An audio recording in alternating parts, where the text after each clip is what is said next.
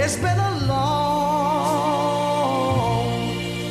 long time coming, but I know a change gonna come. Oh, yes it will.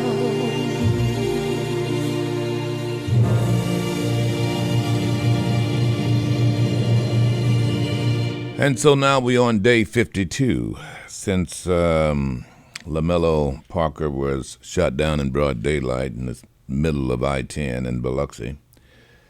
Investigators from the Biloxi PD still doing the investigation. I understand that still they're waiting for ballistics, which is coming out of Jackson.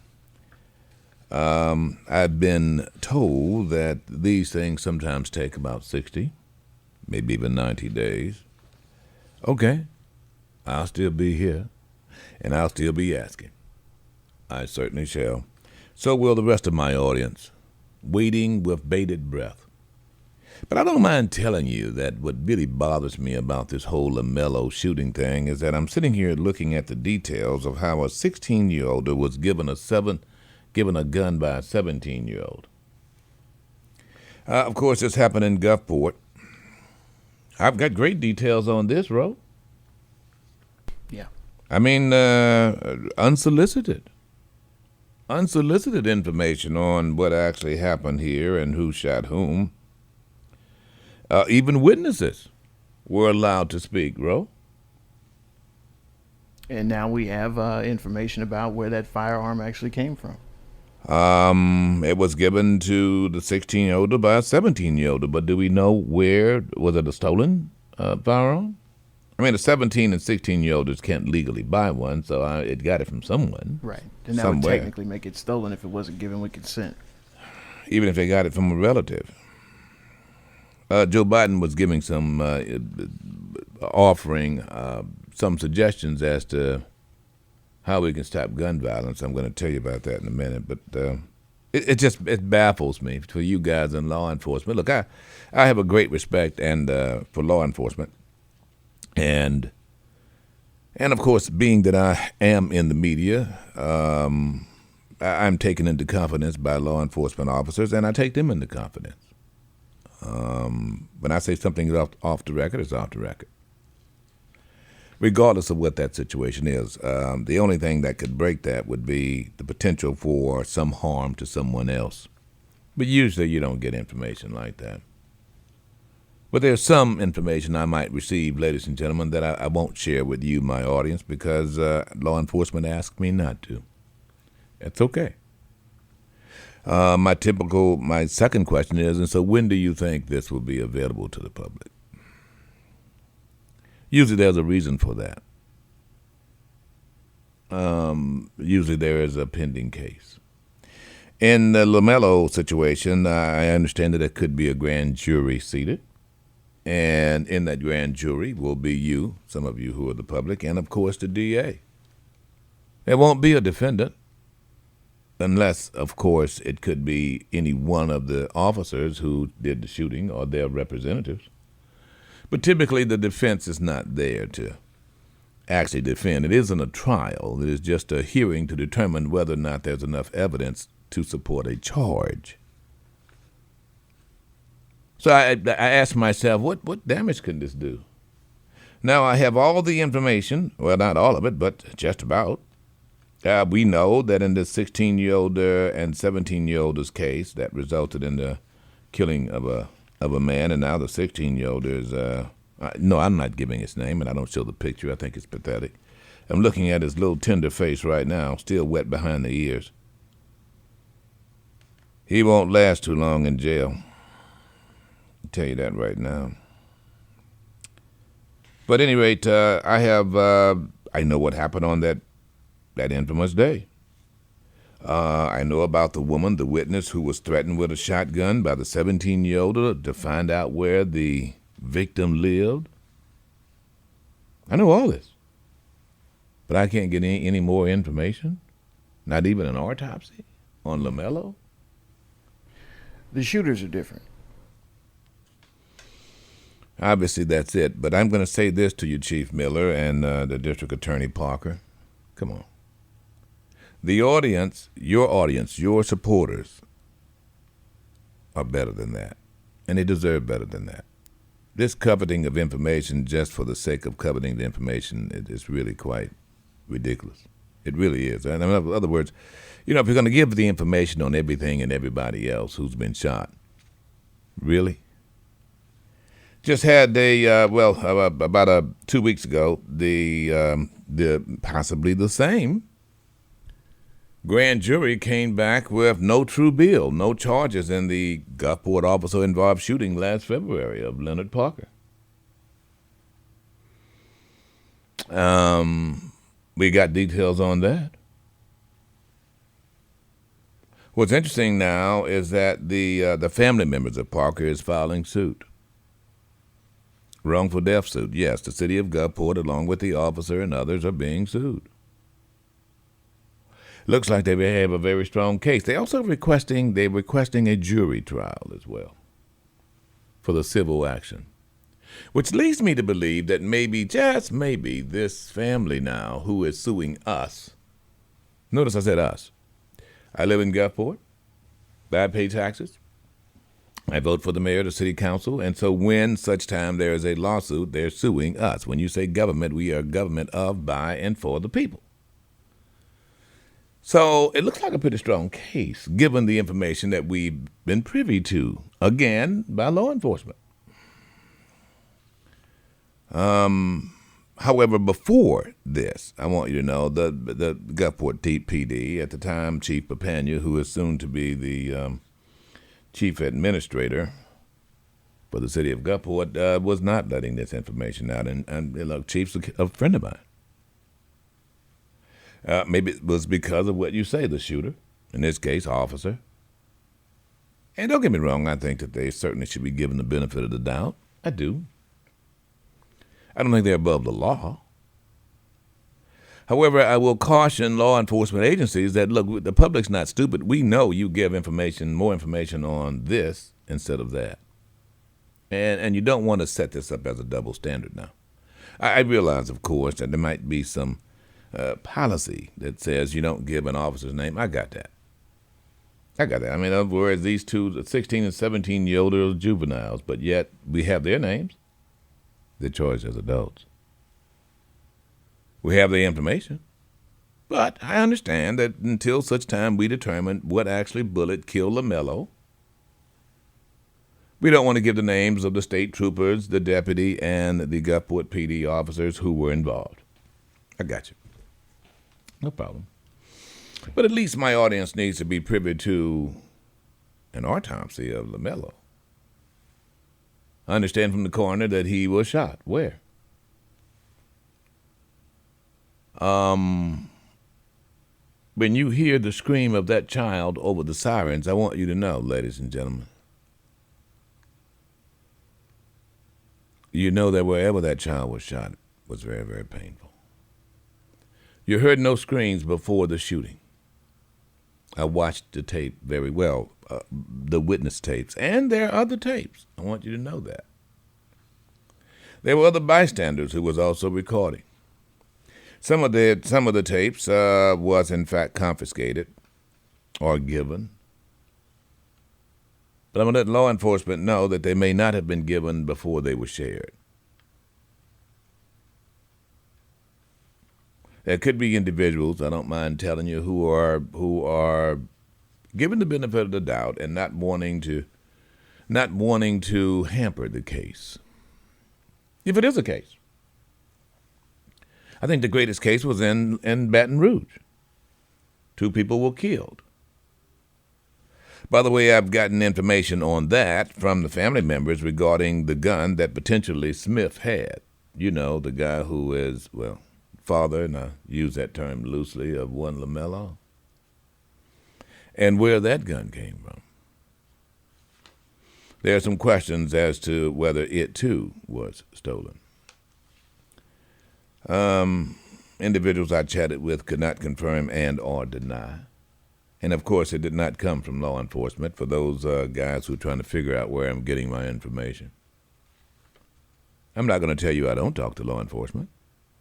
I'm not going to tell you that there are not some honorable individuals who understand that they have a greater commitment to we, the taxpayer, and to LaMelo. Let me tell you something, ladies and gentlemen. This has touched the heart of many officer out there. Every officer who was there that day when they saw that baby come out and be rushed in the hands of an officer. I want you to know.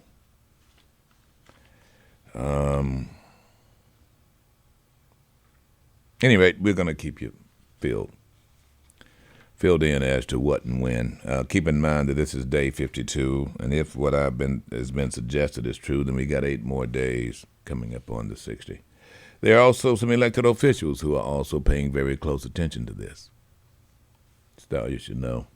Between here and Baton Rouge. To the person who asked me, what about the daddy, and you use that term loosely, yeah, he's been buried without great fanfare. But he was his mother's son. It's as much as I'll say about that. However, I want you to know that the Baton Rouge Police Department have not confirmed that he was, in fact, the killer of his girlfriend, LaMelo's mother, and the nephew. It is still under investigation as well. I thought that was odd. Don't you? The initial shooting in Louisiana? Yeah. I had sought to get the autopsy. Well, I don't know if he did or not. Check on that autopsy from Baton Rouge of Smith. It'd be interesting to see how many times he was shot, don't you think? What? It's not too macabre for you, is it? I'm just curious as to how many times he was shot. I mean, if he can get that autopsy, then, of course, that autopsy would be issued by the same coroner here. So check that, bro. We'll let you know about that tomorrow. All right, folks, got a lot to cover, short period of time, and we're going to do it in good order. I don't mind telling you. Did you know that your teenage black, no-neck, big-head boy, end quotes, did you know that he has a greater chance of being shot than hit by a car? Did you know that he has a greater chance of being shot than drowned? Did you know that he had a greater chance of being shot than dying from COVID? Did you know that? I knew that, yeah. Did you know that the number one cause of young African American males being killed is gun violence? Did you know that? Yes. Doesn't that strike you as horrible? Did you know that the average African American mom has probably you have a 75% chance that maybe your young African American boy between the ages of 13 and 20 years old is going to survive. 25% chance that he's going to be shot down like a dog. How does that make you feel? Make you want to protect him, huh? Make you want to insulate him, not let him go outside and play? Well, you could take that position. I don't think it's very wise. God takes care of babies and fools. However, you are the parent, and you're not supposed to treat them like a baby or a fool. Your job is to instruct them. Let me offer a bit of advice beyond what Joe Biden said yesterday. He's going to throw some money at it. You can use the COVID money, is what he's telling some cities and states. Try to stop the gun dealers. More patrolmen on the street. All of that is good as far as I'm concerned. But the conservatives did this whole idea of a gun in every household. Now, look, folks, we who are gun owners know this. But here's what you could do, Mom, Dad. Here's what you can do. If you know that your son or daughter has a weapon in your house, I'm talking about a handgun. I'm not talking about a hunting rifle. I am talking about if you know that your son or daughter has an assault weapon. Number one, I'm going to tell you this hard left. None of my children could have a gun in my house. I mean, I chastise them, bro. You don't let somebody sleep in your house with a gun when you didn't whoop their behind. You know, it might be a flashback coming when they were in the 3rd grade. I mean, you do realize when you got a gun, you got some lethal power there. It changes you. You have the ability to kill at a distance. I mean, it makes a weak man feel real, real brave. I don't let my kid have no gun. I mean, a rifle's a different story, and even then, I'm going to have them where I can get to them and they can't while I'm asleep. It's a heck of a thing when you can't sleep and you're afraid of your own child. I talked to her mom was going through that, and I told her, get out. Either you're going to be there or he's going to be there. He can't be there. Sister girl, you can't sleep. No, when you're afraid of your child or anyone else in that house. No. However, Mom, here's my suggestion to you, Dad. Don't sit there and convince yourself that he needs that gun for his safety. You tell him it's got to go or he's got to go. I'll call law enforcement. I'm just going to tell you that. And no one but you have got to have that kind of protection. Only you brought him in this world. You're the only one that can take him out, as far as I'm concerned. And therefore, you got to choose your method. You know, whatever that might be, ice pick, whatever. I know it sounds horrible, but what I'm saying here, you don't miss the point. The point is that you are the authority. Whoever has the gun has the authority, bro. Yeah. You might not want to admit that, but that's exactly what it's about.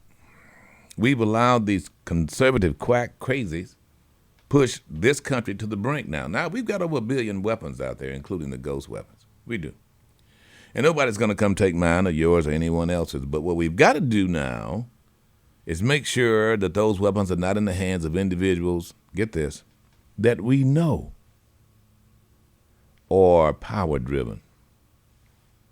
We know they're not going to hunt for deer. We know it's not about defense. We know some people who have it for offense. We know that. We know that their judgment is completely flawed. We know that. We really do. You know what I mean? There are some people you don't... Look, if you don't trust someone to drive you in a car, you can't trust them with a gun. You know what I mean?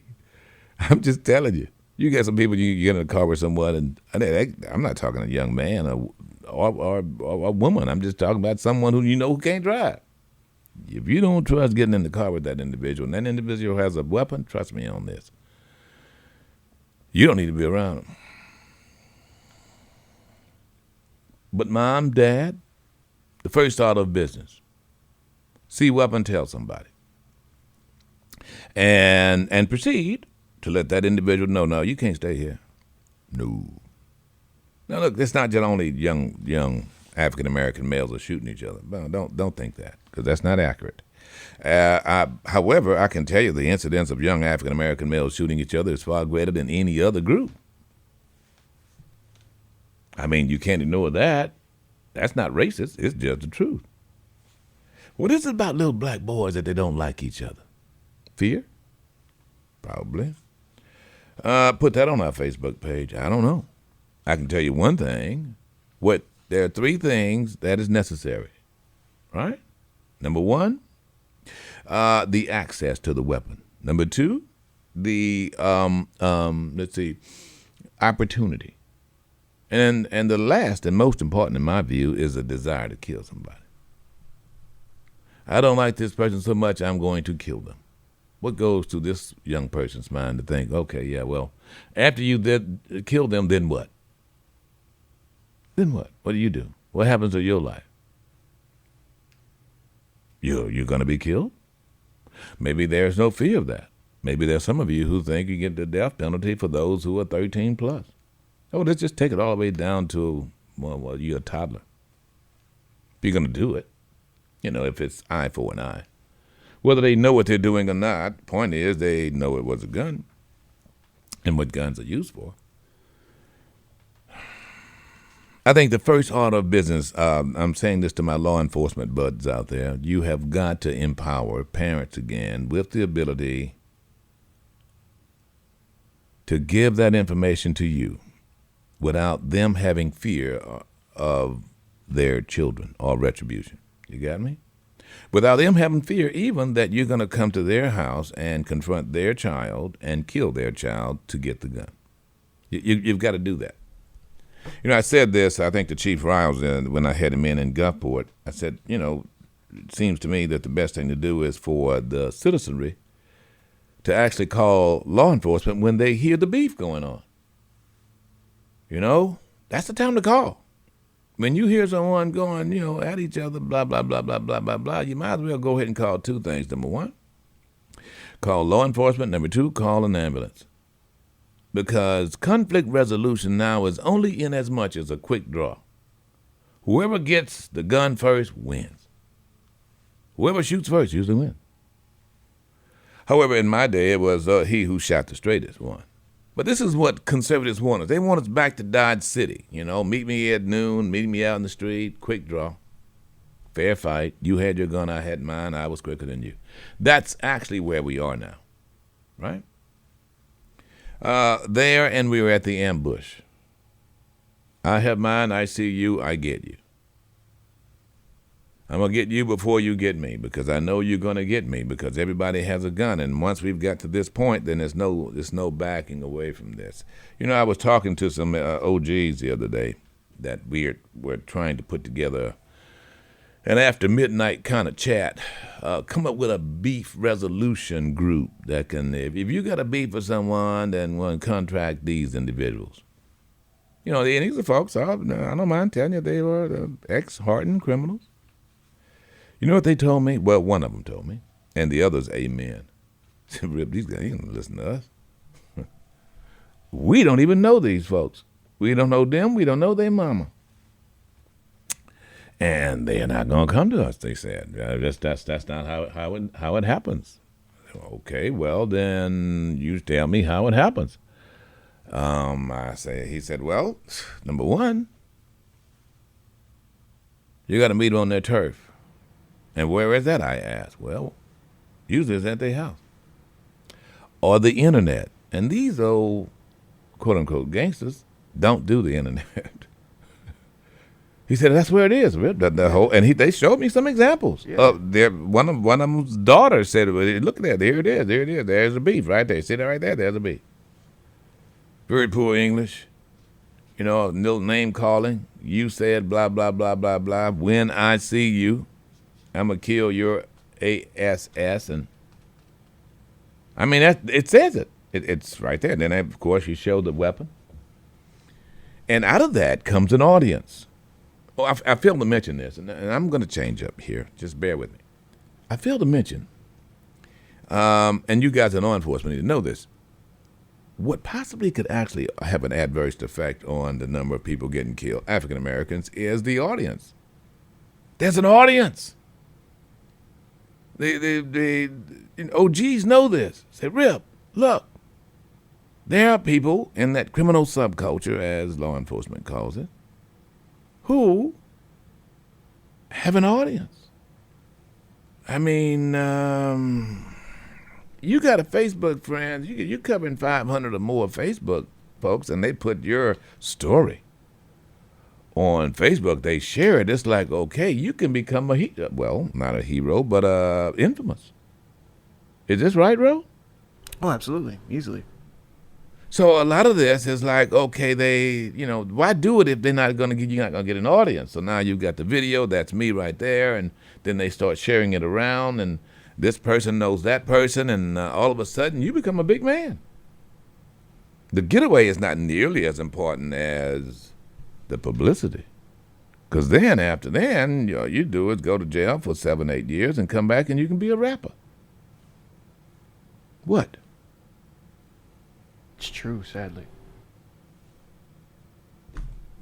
So the next step, once you've reported who has a gun, the next step is you got to get rid of that audience. And mom, dad, what you got to do is you got to go online. If they've got a Facebook page, Instagram or whatever?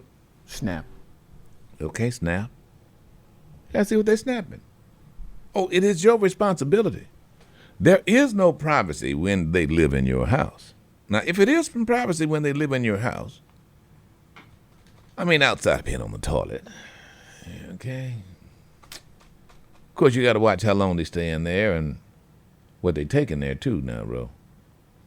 Why you always carry that bag when you go in the bathroom? You don't need a bag anymore. You can flush now. I mean, you've got to be observant. You can't just ignore someone's back pocket, here it is. He's sagging. The back pocket is down to his knee. The other one is just slightly below his buttocks. So why your pants? Why this side is lower than the other side? Jamal? I don't know. That's just how my legs are. You can't go for that. No. Don't be looking for some reason to believe that no-neck, big-head boy. You look for every reason not to, and let him prove himself. All right, enough of that. I know I'm just preaching here, but I'm doing it out of love. I am so sick and tired. Did you see this kid? Man. Yeah. Did you see this kid's face? Yeah. I can't get it out of my head. Look at this kid's face. I mean, this kid's a long way from growing any mustache on his face. Little old pencil head. And here he is, what is it? So he's a little tall. I'm looking at I don't know if you know this, but when they're doing the little mug shots, they have the little measuring how tall they are behind them. And they measure in inches, right? He's 5'9", so he's a string bean. Kind of a string bean, stringy fellow. Won't last too long in jail, though. I can tell you that. All right, 228-896-9455. That's the number to call. I want to play this. I know I'm running out of time, but I've got to play this because I think it's so important that you hear General Milley. General Milley was the general when the double impeached one-termer Donald John was going into Lafayette Park. Remember that? And he staged his little Bible, upside-down Bible photo session. Right. Milley had subsequently apologized for that. Yeah, Milley came forward to say, I should not have been there. I should not have been there with that idiot, with that, the one most, and then, by the way, he was the commander-in-chief at the time, and Milley got a lot of flack for it, but, being that he was a Green Beret, flack is not something that he's not accustomed to, let's put it that way. But I want you to hear this. And by the way, Austin and Milley were being questioned by Gates of all people. Mister, I didn't purchase that 17-year-old girl. Yeah, Mister, I didn't use these underage females for sex trafficking purposes. How in the hell is Matthew Lewis Gates II still a U.S. representative? Well, he's from Florida. Oh. Okay. But I want you to hear this interaction. Austin, Secretary Austin, first African-American, General Austin, first retired, first African-American Secretary of Defense. So Gates is now quizzing Austin and wanting Austin to answer questions regarding what he thinks. Of course, now critical race theory has now become the new nigger. You know what I mean? I can use that term. You can't. Woke is also a description, too. They always come up with some cool names among them. And then some of you start using it, and that's so idiotic because they co-opt whatever words that don't mean exactly what it's supposed to mean, like conservative, for instance. Nevertheless, so here's Gates posing this question to Austin and suggesting that there are some recruits there. There are some enlisted men who are very uncomfortable with this new training they're getting, and that it sows seeds of dissension among the military. In my previous discussions with service members and particularly officers, I would hear about complaints over parts not arriving on time, long deployments, and in my more recent discussions with those officers, the number one issue that they raised to me with concern, often unable to speak publicly for fear of the type of retribution that Lieutenant Colonel Lohmeyer faced, they say that your stand down regarding extremism did not help our military, it hurt the military. And I want to share with you that perspective, that it caused service members to otherize one another, it impaired group cohesion, and interesting to me is that I've heard those sentiments most frequently from units that are majority-minority. Yeah, right, prove it. This was not particularly helpful. So I wanted to give you the opportunity to maybe share with us more specificity regarding the definitions that seemed to be a challenge when Ms. Hartzler was asking questions. How should the Department of Defense think about critical race theory? Stop it right there. Stop it right there. This is a good example of what conservatives do. the straw man. Straw man here is there are mostly minorities questioning this. This, you got to understand, this committee is meeting not about this at all. It has nothing to do with critical race theory, any of this. Quite the contrary. They're actually starting out talking about suicide and the like. You got me? Nevertheless, Gates wants to do this conservative thing, this little jog, to say, okay, so what is it, black man, you think about Caucasians having to now understand what Caucasians did in the history of this country? That's what he's saying. But they do this. Exactly what he said. But they do this, ladies and gentlemen, not for the sake of General Austin or Rip Daniels or African Americans. They do this for their line of white bigots, in quotes. I didn't say white people. I didn't say that. They're doing this out of trying to rally this bigoted troops who already have been predisposed to believe this critical race theory is a bad thing. Oh, yeah. So when you get on this, we've got to stick to the branding. It's critical race theory. Yes. Yeah.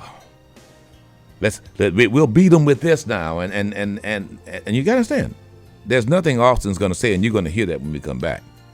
There's nothing he's going to say that's going to make Gates feel good about this. You'll see how he handles it.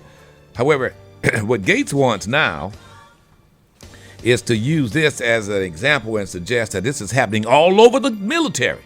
It's all over the military. Everybody's out here. They're so preoccupied with critical race theory, and they can't even get along. They're othering each other. Are you one? This looking for extremism in the military, looking for us is what he's saying. Bigot that he is.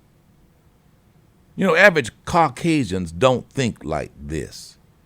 Unfortunately, Gates is trying to convince you to think like this, that, oh, we got this great problem here. The Negroes are taking over. And they're putting on you, white guy. That's what this is about. You got to know who your audience is. This is the same person, the same thing you'd hear from a David Duke, a Byron D. LeBeckwith, a Sam Bowers, a Carl Mesker, or a Patrick Buchanan. Hang on, you got to hear the rest of this, and I'll go to the phones. But we're going to back it up a little bit with Gates, and you're going to hear how General Austin deals with this, but more importantly, you're going to hear how General Milley was given an opportunity. Gates didn't want to give him any time, but the white guy, white general, in quotes, had to speak to this. And you're going to be impressed. We'll be back. Get the info. Stay informed. It's a new day with Rip Daniels, the #1 talk show in South Mississippi on JZ 94.5.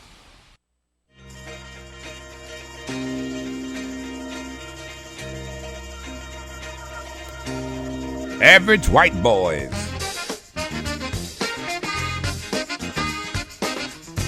Cool white boys. CWBs. I want you to bring it up. Coming out of Great Britain here, folks. We talked to one not long ago. I think they were above average. Big white boys.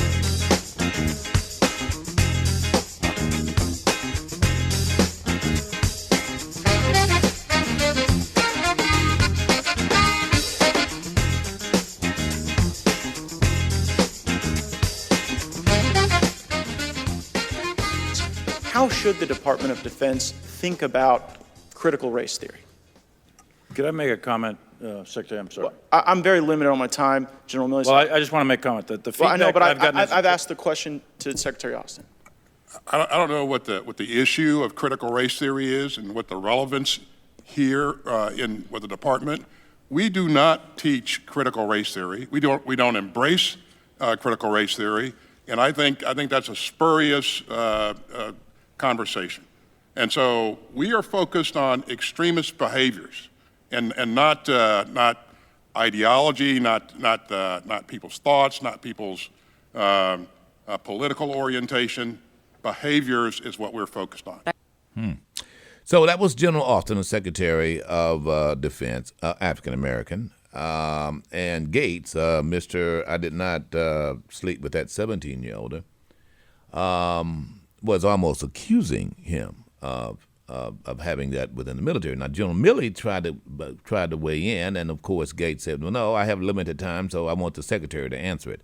Well, thank goodness there was a House member there who gave General Milley an opportunity as a Caucasian general to respond to Gates.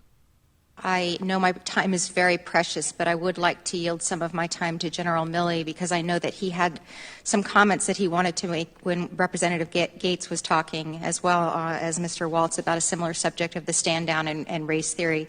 Would you like a minute or so to comment on that? Do you remember what your line of questioning or thought was there? Sure. First of all, on the issue of critical race theory, et cetera, I'll obviously have to get much smarter on whatever the theory is. But I do think it's important, actually, for those of us in uniform to be open-minded and be widely read. And the United States Military Academy is a university. And it is important that we train and we understand. And I want to understand white rage, and I'm white, and I want to understand it. So what is it that caused thousands of people to assault this building and try to overturn the Constitution of the United States of America? What caused that? I want to find that out. I want to maintain an open mind here, and I do want to analyze it. It's important that we understand that because our soldiers, sailors, airmen, Marines, and Guardians, they come from the American people. So it is important that the leaders, now and in the future, do understand it. I've read Mao Zedong. I've read Karl Marx. I've read Lenin. That doesn't make me a communist. So what is wrong with understanding, having some situational understanding about the country for which we are here to defend? And I personally find it offensive that we are accusing the United States military, our general officers, our commissioned, non-commissioned officers, of being, quote, woke or something else because we're studying some theories that are out there. That was started at Harvard Law School years ago, and it proposed that there were laws in the United States, antebellum laws prior to the Civil War, that led to a power differential with African Americans that were 3/4 of a human being when this country was formed. And then we had a Civil War and Emancipation Proclamation to change it. And we brought it up to the Civil Rights Act in 1964. It took another 100 years to change that. So look it, I do want to know. And I respect your service, and you and I are both Green Berets. But I want to know. And it matters to our military and the discipline and cohesion of this military. And I thank you for the opportunity to make a comment on that. Thank you, General. That's what I'm talking about. Yeah. See, that's what I'm talking about. Now, that is true conservatism, to be quite frank, ladies and gentlemen. I don't doubt that General Milley is probably voted for George W. Bush. He's a career military guy. You know, true conservatism is not puffed up. It's not cowardice. It is being able to look straight forward and say, okay, here is where I stand on something, not here is what I'm protecting. I'm not protecting my whiteness. Someone says or does that, they're just a stone cold bigot. And don't mince words with it. You just got to, okay, yeah, I got you. I know exactly what you're saying and what you're asking. Yes, I want to understand people. I've talked to literally every extremist that you can have here. I've sat down with Klansmen. Of course, I was armed. They were too. I think I'd been a crooked draw, though. But the reality here is that don't pretend like some other extremism doesn't exist. And I think General Milley put it right in his face. Gates was the one that said they thought it was a tourist. Yet you can see him on video trying to put a chair in front of the door. Let me tell you something. These conservative crazies, I mean, that's why I call them maggots. Of course, of the maggot hat, but I mean, you do what maggots. Maggots are parasites on the flesh of others. And that's what it is. And they're parasitical when it comes down to gullible minds. And my Caucasian listening audience cannot fall for this. This is the most un-American. If any one of you think that what happened January 6th was just, just another day at the office, something's wrong with you. Something's really, really wrong with you. I'm going to tell you. They were trying to stop the process of the Constitution. And even now, the former vice president is getting booed. And what's got to happen is there's got to be more General Milleys, more Caucasians standing up and going, that's crazy. What's the matter with you? No, we need to find out. There are extremists. I know because I've got them in my family, right? But the problem we have here is that is that the majority have been silent, and it's silent no more. If Black Lives Matter did anything, it proved that. You got some young Caucasians out here who get it. They are woke. I'm happy. Thank you for being awake. Right. That's what you've got to say. Oh, you woke, huh? Yeah, you sleep. Why don't you wake up? Smell that? That's coffee. What color is it? Black. Well, you want to put some more cream in it? The more cream, the less strong. You do get that, right? You know, I'm really, really fed up with the entire country being held hostage because of some inferiority complex. Yeah. Disguised as supremacy. I'm just really fed up with it. And ladies and gentlemen, the one thing that has hindered the United States military since the beginning of the United States military has been its inability to get rid of bigots. George Washington realized it 2 weeks after the British said, "Okay, hey, if you want freedom, come with us." George Washington and the Continental Congress had to turn that around and realize that Calhoun and the other bigots who were then on the small 13 colony revolutionaries, he had to finally realize, well, no, you fight for the Continental Army and then we'll make you free. Of course, that was after thousands of Negroes came off of plantations and made their way to Florida. Folks, I know what I'm talking about. But what has hindered this country has always been some bigot standing in the way. It hadn't been white people, in quotes. It's been this white bigot. Always some guy named Chuck pointing out the differences because he is insecure. Walk around and having this chip on his shoulder because he doesn't have a penis. Impotent. And I'm fed up with it. It's time out for that. Do you want to know what critical race theory is based on? It's that right there. This person parading himself as a Superman when deep down inside he's scared as hell. We'll be back. Get the info, stay informed. It's a new day with Rip Daniels, the number one talk show in South Mississippi on Jay-Z 94.5.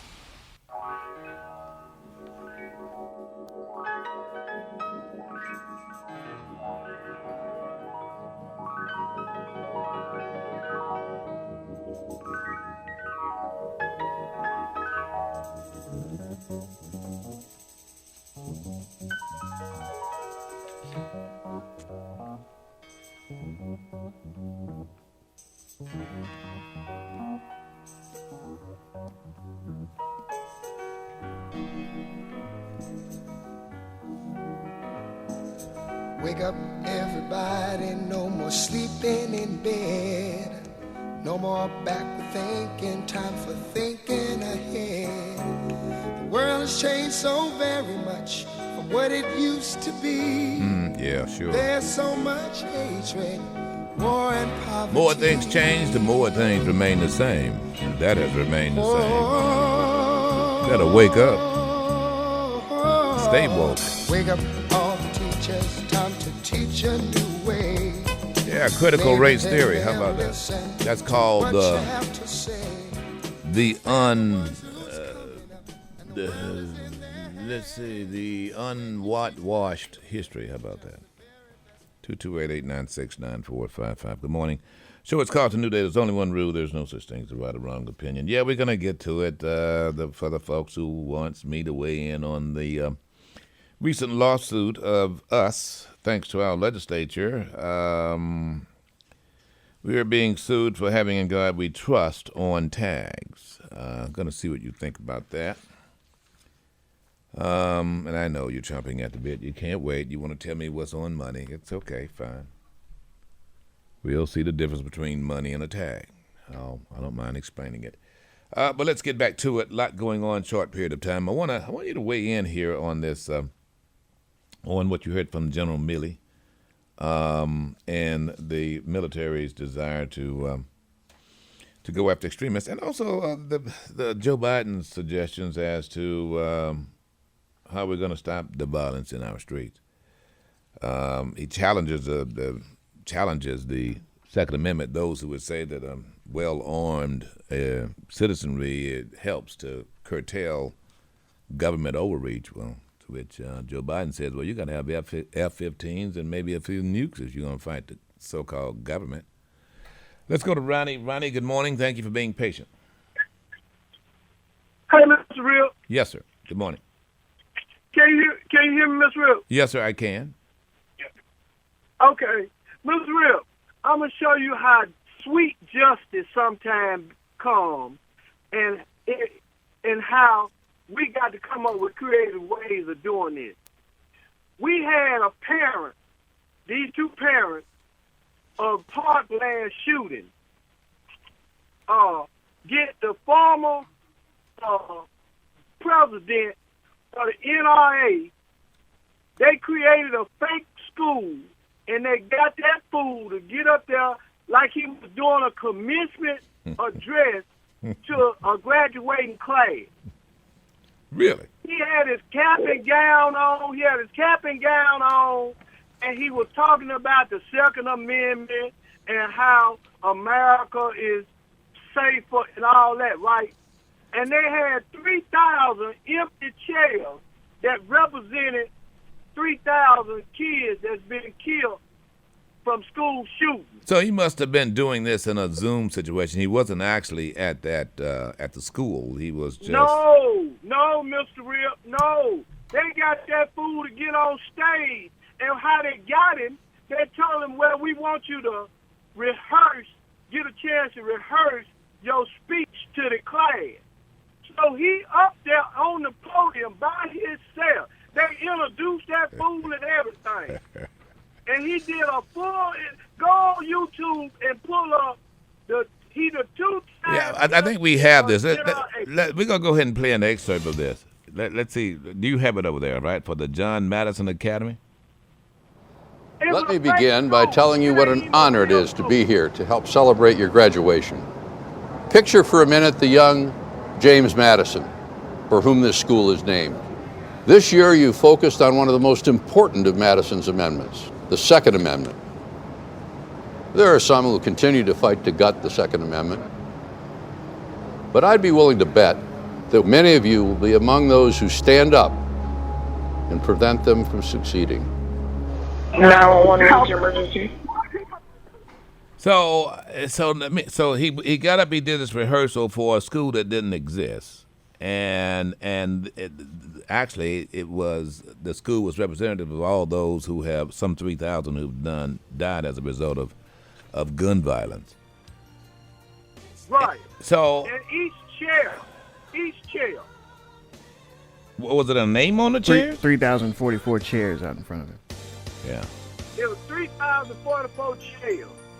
Yeah. Sitting out there, and he out there speaking, talking about, he thought that they was going to be in attendance, right? But he didn't even know that those chairs represented dead kids. Right. Well, I got news for you. I mean, I would not doubt this. I mean, he's so full of himself, and actually what he's facing right now is fraud. NRA is on the ropes when it comes down to funding. And even the corruption, I mean, it really does show the conservative base should see exactly how good old boys work. You know, they place the blame, they offer the shame, and then they pick your pocket. And that's exactly what David King has been doing for quite some time. Him with his tailor-made suits at the expense of those individuals who've been paying their dues. All right, Ronnie, appreciate it. Thank you for calling. Herbie, you're next. WJZD-FM, Long Beach, D'Iberville, Pascagoula, Biloxi, the all-new JZ 94.5. Turn the music up. Yeah. I like the way the guitar sounds, you know what I'm saying? Tucker. Audio. Hitman. King of Swing. I'm looking for the ladies. It's a party until the morning comes. Where my ladies at? Until the morning. Where my party people at? Where my party people at? Eat. Until the morning. Where my party people at? Where my party people at? Eat. Oh, nah, nah, nah. Let's go. Girl, I heard you had that ooh-wee. I wanna see if it's true. Tucker. But I'm only talking about one night with me, love. If it's good, maybe two. All right, folks, good morning to you. Rip Daniels here. Thank you for joining us. The show is called It's a New Day. It's only one rule now. No such thing as a right or wrong opinion. Good morning, Galveston. Appreciate you tuning us in. Got a lot to cover. Going to get to the tag here. Also, I'm going to show you the money when it comes to income tax credit. Before it's all over this morning, you're going to figure out that you probably can get a larger refund than normally you're due. I'm going to tell you how to do it, too. And it's part of the COVID thing, to be quite frank. I showed you the money before. I'll show it to you again. 51 floors collapsed here. Let me tell you, folks, during the time when Donald John was in office, you remember all the number of buildings collapsed? It's because he cut down on the inspections and regulations of those buildings. I don't need to make this up. I'm a contractor, and I know what I'm talking about. But if something else is happening here, and some of you guys in construction would have to note it, I think the water table is doing some strange kinds of things. I really do, folks, not just here in the South, but throughout, but especially here in the South. I think as seas rise, I think the water table is rising, and it's causing some adverse effect on houses and the land. One of the best plumbers I know, Tyron Hudson, knows a lot about this, and he suspects the same thing. Slabs are cracking now that normally wouldn't, and there's a shifting going on. And I'm concerned about it. One last thing. Another thing I'm concerned about is, and you guys have not been told this in Mississippi, but I'm giving you some heads up. If, in fact, Mississippi hits a drought like you have in the Midwest, we couldn't handle a fire like you have in the Midwest because of our long needle pine. If a fire breaks out, way too much tinder up around the Tom Bigby, and in this state, it's going to be a horrible situation, very horrific. It'd be unstoppable, actually, because of how combustible the pine trees are. Added, the sap, the dryness, and, of course, the length of them. They're very, very tall. I mean, not to match with the sequoias, but we have more pine trees here and more pine buildings here. So, and there's a grave concern that if we get into a drought, that will happen. All right, 228-896-9455. A lot on the table and a short time to get to all of it. Let's get who is it? Is it Herbie? Herbie's in. Good morning, Herbie. Good morning, Rip and everyone. Hey, Rip, I got a question to ask you. If you allow me before you cut me off. But that representative, he asked them two military men a trick question because he in trouble right now. And yes, it is race theory. In the military, it's also through the court system, it's also in the House of Representatives, it's also in the Senate. Because in the military, it goes like this. Rank has its privileges. And everywhere else outside of it is race has its privileges. And both of them are aware of this. And well, you've had the same thing. Yeah, you've had the same thing in the military, though. To do the things. Excuse me? You've had rank with race in the military for quite some time, has its privileges. Right. There's no doubt about that. So it's not just, rank has its privileges in the military. Race. But, if you ever notice when you do have a black person in those positions, for some reason they're there to just be kind of like a yes person, like Rice. You see, that's where you and I part ways. You and I part ways. You see, now General Austin right now is going after extremists in the military, and so you can't give that black man any credit. Why is that? That's my question. He's not doing it the way they go after terrorists over. And when he's doing it in battle on the battlefield, sir, they're going after extremists guys with kid gloves, Rip. All right. So what you're telling me, when it comes to the police. So where is the evidence of what you just said? I know you're going to be more. I mean, you're going to be a hater on the brother. There's no doubt about that. But where is your evidence of what you just said? It's even like when Colin Powell. Now, don't give me that. I'm about to hang up on you because now you're going into something else. See, that's what you can't back up what you say in your allegations. That's the thing that gets me. And you sit here and you insult an African American, but you won't blame a bigot because you too damn scared. Now you want to call me and answer that? Call me back and tell me that. You won't say a doggone thing about Gates. The guy that's asking the question, the guy who's vilifying this brother, you won't say a thing about him because you scared, Herbie. And it really annoys me. And it's quite evident. Oh, save a line for him. He hadn't called back yet. You want to give a speech. Oh, that's what give me about these black people. You have no idea what the likes of Benny Thompson or General Austin have done. I played for you the whole evaluation of the military now and how it's dealing with African Americans. So now you have the first African American Secretary of Defense, who now is coming on the fire, and here you are piling on. Get the handkerchief off your head. Jeez, come on. But if you're gonna indict someone, give me some proof here.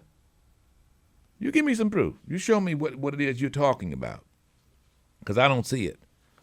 And if you bring up Colin Powell, I'll suggest you read his book. It worked for me. I keep it very close. I know it very, very well. But what you want, Herbie, is a panacea. You want an African American to come in and make your life great. He black, help me, instead of getting off your black ass and doing it for yourself. You just think that's how it works. President Barack Obama did not put anything in your pot. Did not put a chicken in your pot, and so therefore now what? He didn't do. Won't you do it like them? And the reality is, you do understand that most Caucasians did not vote for Willard Mitt Romney or John McCain. You do understand that they voted for one President Barack Obama. What bothers me about you is that you have this selective critique, and the only thing I can say is you're just scared. You're just scared. Let's go to Miss Faye. Good morning, Miss Faye. Good morning. How are you doing this morning? Doing well. How about you? I'm doing very well. I've enjoyed the commentary this morning and what you've been talking about, and I've been looking at the news about the building that collapsed in Florida. Well, 51 people are missing. I think I said 51 stories, but actually it's more like 19 stories or so, isn't it, Ro? But 51 people are unaccounted for. That's a horrible situation. It makes me wonder. It's a horrible situation, and I'm praying that every one of them that's missing will be found alive. That's what I want. But I want to say this about when you was talking about children having guns in their parents' home or whatever, and I'm just going to say a few words, and then I want to jump on the Secretary of Defense and what he was saying.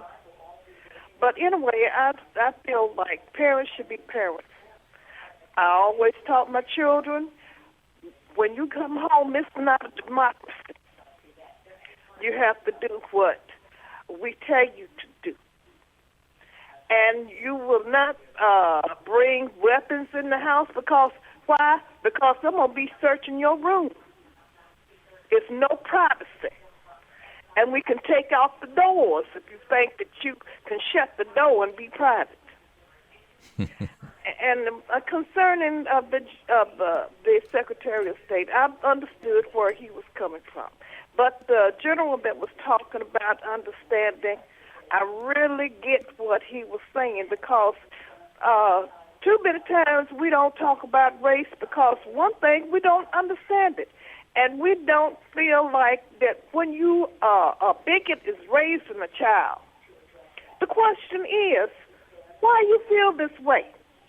Why do you think I have to feel the same way you do? It's a lot of questions that needs to be answered. And the time to talk about it and critically think about what's going on is now, because we put it off too long. All right, Miss Faye. Said it well. 228-896-9455. Big, let's see, who is this? Ishmael. Ishmael, good morning. Yes, sir. Good morning. Thanks for taking my call again, Mr. Real. Mm-hmm. Yeah, I just wanted to make a comment about Secretary Austin and General Milley's comments. And actually, I want to look at that word they keep using, the word extremist or extremism. But it seemed to be a failure to actually use the word racist or racism in the military. I mean, actually, General Secretary Austin, I think his February directive or January directive that he put out about extremism, if you read the directive, the word racism or the word bigot or the word racist doesn't come up at all in that directive. And I was just, looking at that reluctance, because when you look at the definition of extremism, when you look at the definition of extremist, it talks about political, religious. I mean, this is in the definition itself, but it doesn't mention racial. Yeah. And I know. Well, I think he said it very well. It's not about ideology and how someone feels. It's about behavior. That's the way you focus. In other words, there's no law against being prejudiced and or even being a bigot. But if you act upon it, then you're being an extremist.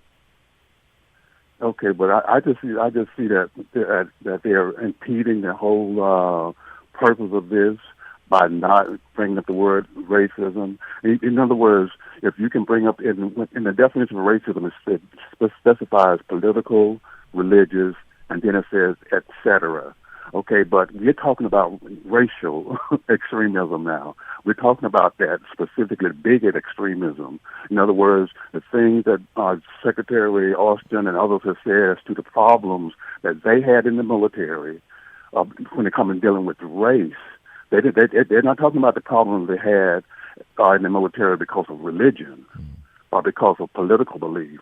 They're talking about this problem that they had when he was on 60 Minutes and other military people, when they're talking about racism. But it seems to be a reluctance even to use that term, racism or bigotry, even if it well, there's other kinds of extremism. I mean, there's other kinds of extremism. I mean, you've got right, anti-Semitic, political, religious. Yeah, I mean, so but the point I'm making though is that we are talking about racial extremism, and it seems to be a reluctance to say racial extremism. I don't think it's just racial. Extremist bigots. Yeah, I don't think it's just racial. I think you've got some similarities there when it comes down to LGBTQ in the military. There have been several instances of attacks of gay recruits, and even extremism when it comes down to anti-Semitic. You've got neo-Nazis there that have acted upon their views. So, I don't know how you could actually. I want to play the general again, because you can't go in and regulate someone's thought process. You can, however. But you're talking about. Go ahead. But if you're talking about extremism, you could easily say that we are in the military, that we are working to deal with racial extremists, religious extremists, gender extremists, because Dr. King in Birmingham, that he was actually labeled as an extremist. You know that, right? Right. When he used that term extremist, and when you look at that definition, extremist. So just because a person is an extremist doesn't mean that they're going to be violent. Well, he defined it. Are we talking about Milley or Austin? We're talking about Austin. Austin says first that what he's looking at is the behavior, not the views, but the behavior. Go ahead and play it. I don't know what the issue of critical race theory is and what the relevance here with the department. We do not teach critical race theory. We don't embrace critical race theory, and I think that's a spurious conversation. And so we are focused on extremist behaviors. And not ideology, not people's thoughts, not people's political orientation. Behaviors is what we're focused on. Yeah. So do you see the difference? So that behavior, if that behavior is based on racism, though, Mr. Ripp, if that behavior is based on religious belief, if that behavior is based upon bigots because of a person's gender, that behavior there's a basis for that behavior. Well, I understand. I understand. In other words, but once they respond, once they behave, then there's a response. There's a response. Is what he's saying. What I'm interpreting him to say is that, once we know that you have a behavior, i.e., you're marching with the Nazis, i.e., you threaten another recruit or another service member, or put up a noose, or come up with a SWAT sticker. Once we see that behavior, we're going to deal with you. That is what I'm gathering from that. Okay, yeah. My thing was that I just was hoping that they would start to actually identify which extremism that they're talking about, so that that we can prevent acts of it. And one last thing, Mr. Rip, on the Juneteenth celebration, I think it would be a nice idea for the Juneteenth celebration if we had a say their name ceremony, and that kind of ties into what you were talking about yesterday. But not only to say the names of those who were enslaved.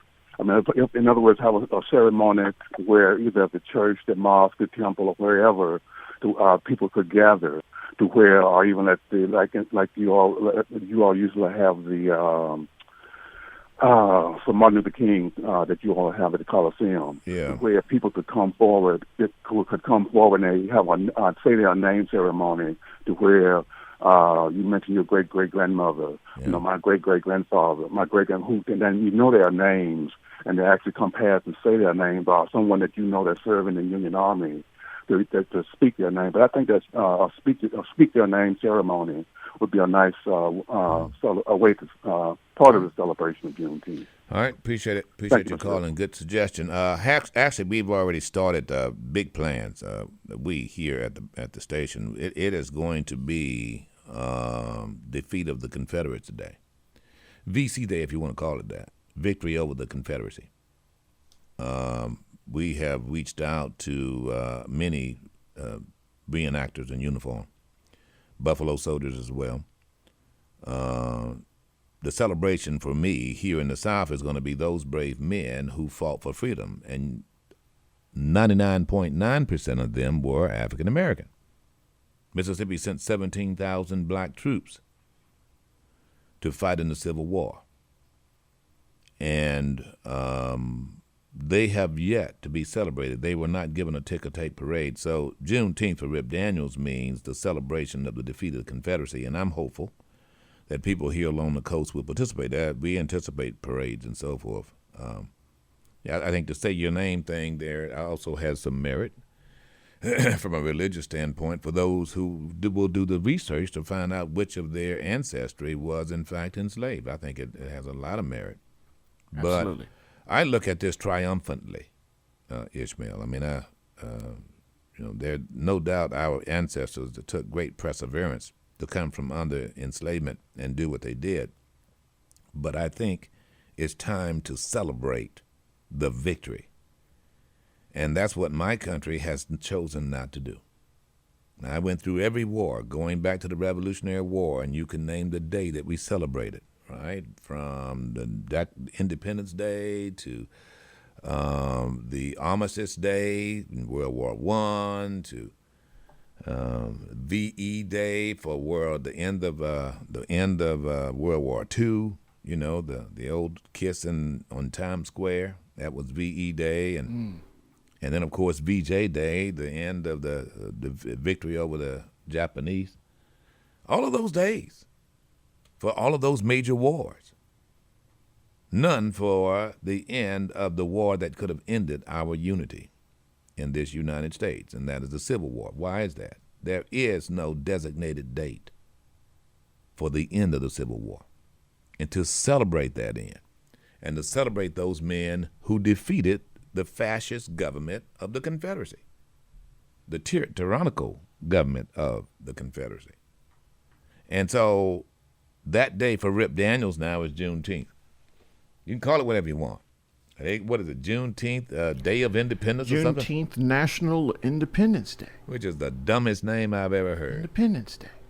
Which is going to come up again, I guarantee you, not unlike In God We Trust. All right, Herbie, you get your day in the sun to tell us about the Caucasian bigot that you feel is responsible. Right.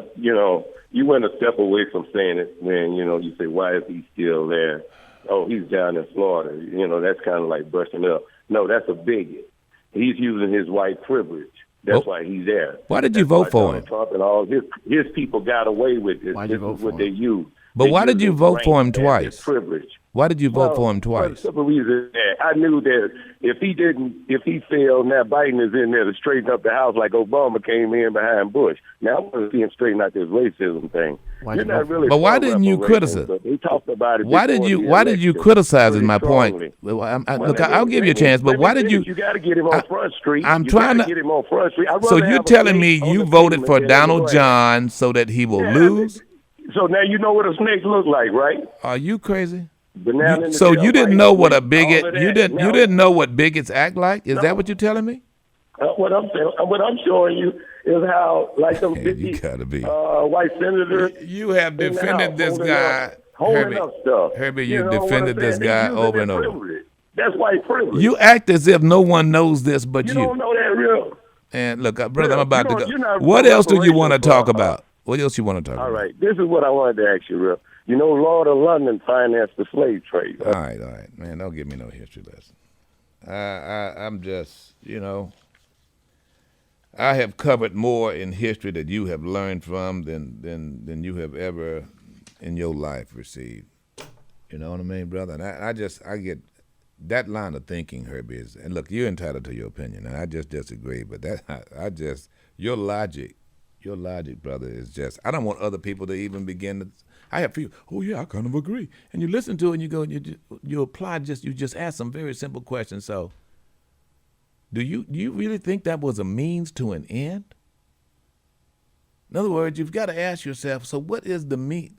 You will just assume put yourself in a pile of bull Durham to prove that the bull stinks. I don't. That logic is just, and expect for me to believe that. You were indoctrinated, homeboy. I mean, you done this show a whole lot, and I just, I think. And then yesterday, the Leo Carney very eloquently explained. Okay, it's for descendants. This is what he's pursuing, reparations, and I agree. If I have any disagreement, it is on the concept that the federal government would pay for it. I really think that what was worked for all those years by my ancestors is still here. The land is still here. The wealth is still here. And there are people who are reaping the benefit of the land and that wealth. The land and the wealth. And so I just, you start first with that family.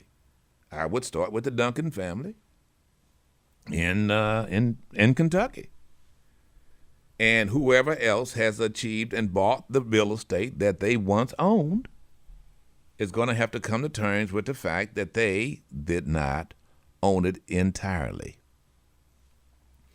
This idea, well, the government should just do it. No, what I want is for the antagonist to pay the price. You got me? In other words, the descendants of those individuals who actually benefited from the enslaved economy. Now, there's no doubt that all of America benefited. I said it yesterday. Not all Caucasians owned people, enslaved people.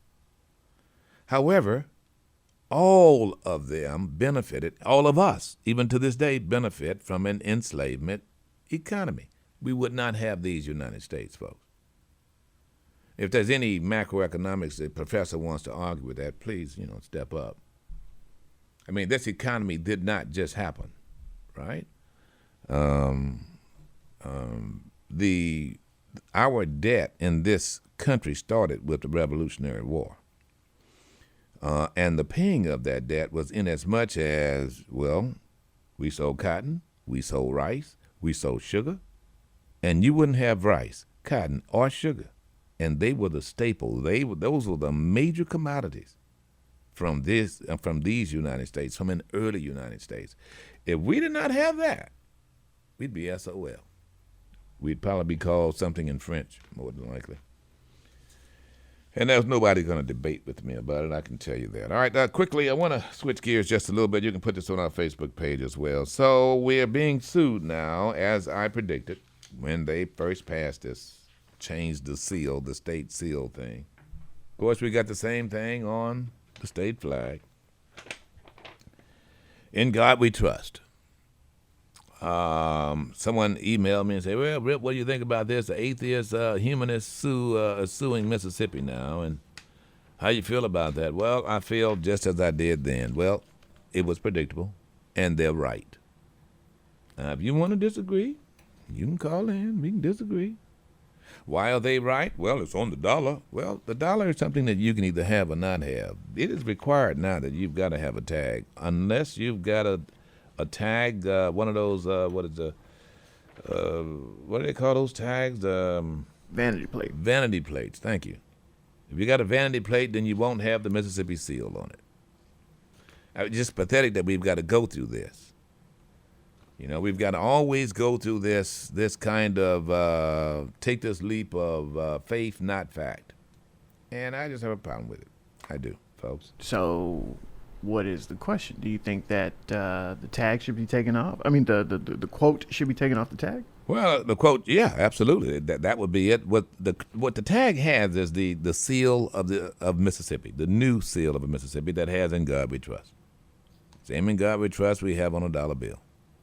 Dollar bill is not on the tag, and it's not on your car. You get it's a privilege for you to have to ride the highways and byways. However, it is required that you have a tag. Required that you have a tag. It is not required that you have money. You can use a credit card. But it's required that you have a tag if you're going to drive. And if an atheist has a tag that says "In God We Trust," then I can see where this atheist has a gripe. And the question is whether it's promoting religion. Now, I want you to know this has come up before the Supreme Court a time or two, and the Supreme Court has said, well, not exactly, but exactly. Is it saying, right. Yeah, is it endorsing a specific religion? One can argue, no. Well, in God we trust, the Creator. By the way, the Creator has been used more in my country when it comes down to manuscripts than God, to be quite frank. So we'll open the lines and, we'll discuss it. And you can make your case as to why it should be there and why this atheist shouldn't complain about it. And if he's sued, what should be the relief? What is he asking for? And what should be given? The opportunity to not have to have a tag at all? What he is saying is that I pay for a vanity tag, or I can't get on the highway. That's what he's saying. Let's see the hands of those who feel that he should get a tag, then that he doesn't have to pay for, but doesn't have the seal. Well, you at least don't have to pay more for. Yeah, well, that's the point. Pay more for. Yeah. Let's go to Kevin. Kevin, good morning. Good morning, Rip. I just wanted to make a comment on your claim about basically the economy of the United States being fueled by the free labor. Mm-hmm. You can also go back to the European economy during the industrial age, textile boom. Mm-hmm. That's where they sold all of that cheap cotton at, because they were able to get it cheaper because there was no labor involved in it. You had cotton right there in Egyptian in the Nile River Valley that they could have purchased, but it was cheaper to get it from here. And so they were able to sell textiles and produce textiles cheaper, and so the European economy also benefited from the slave trade.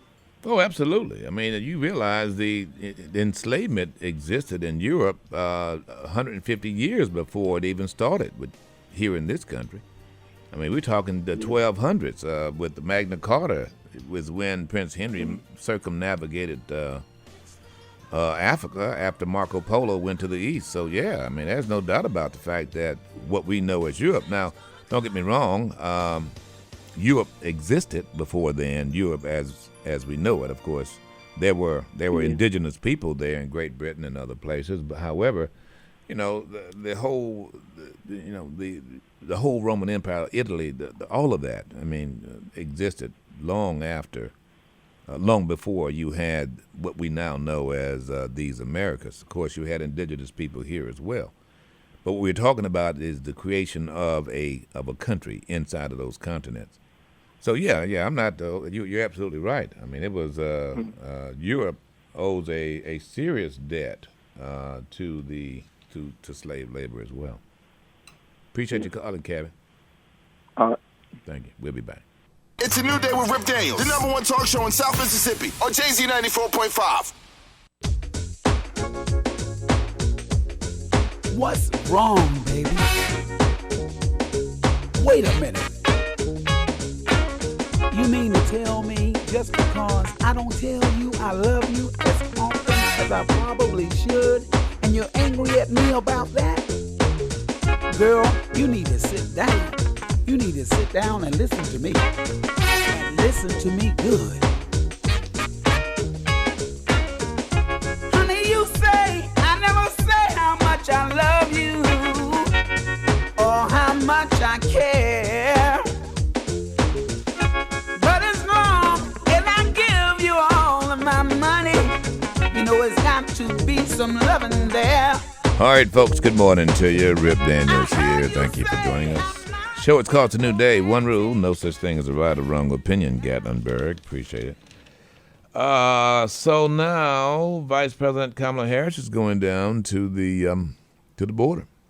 I guess she was heckled enough to go to the border. For what end? Well, just to see.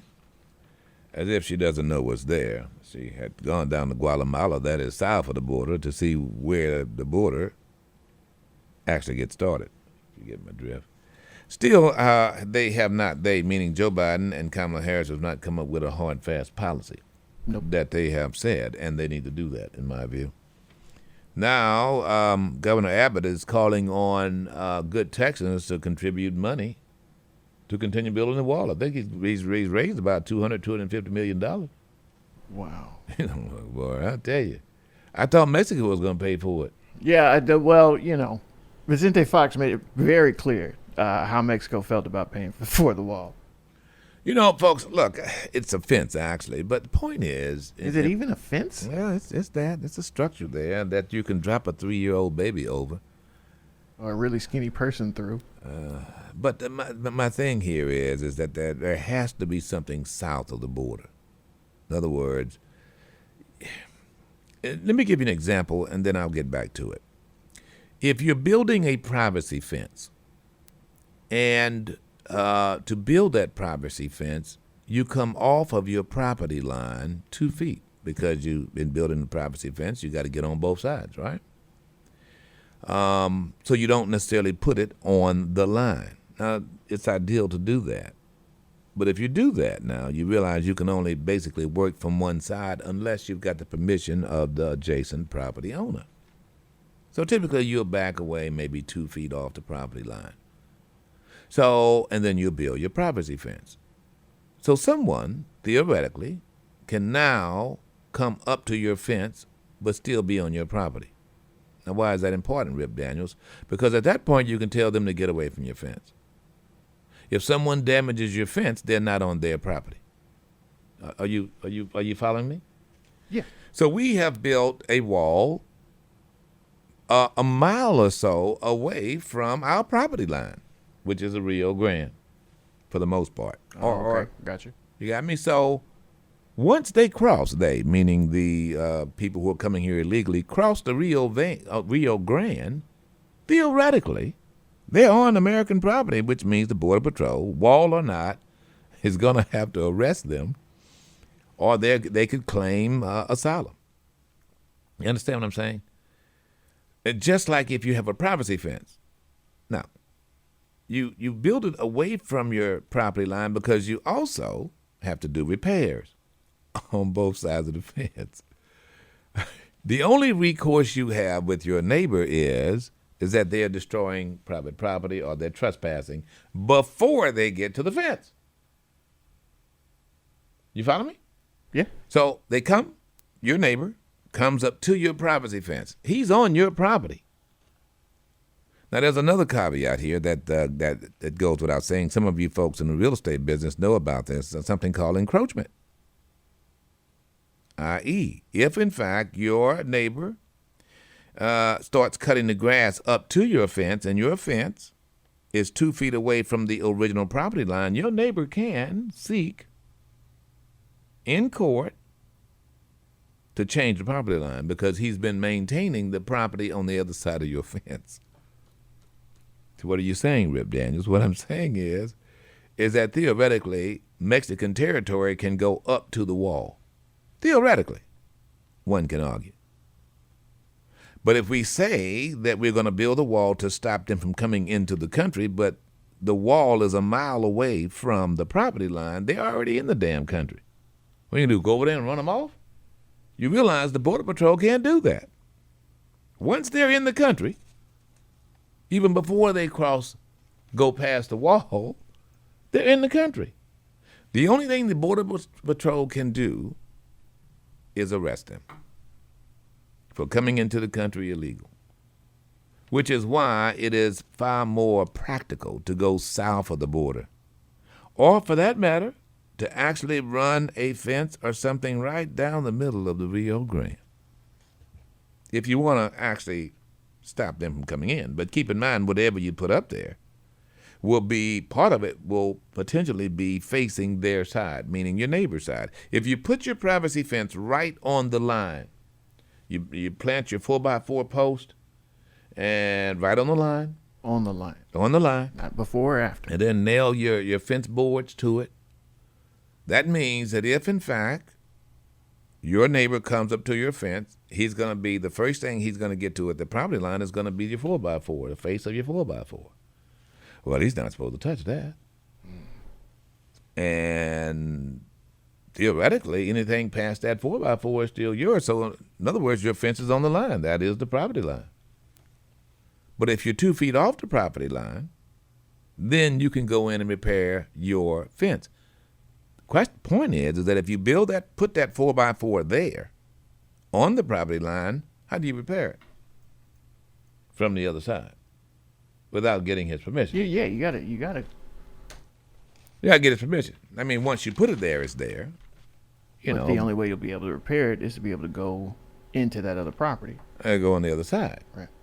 I mean, theoretically, not unless you tear the fence down from your side and then replace it from that way.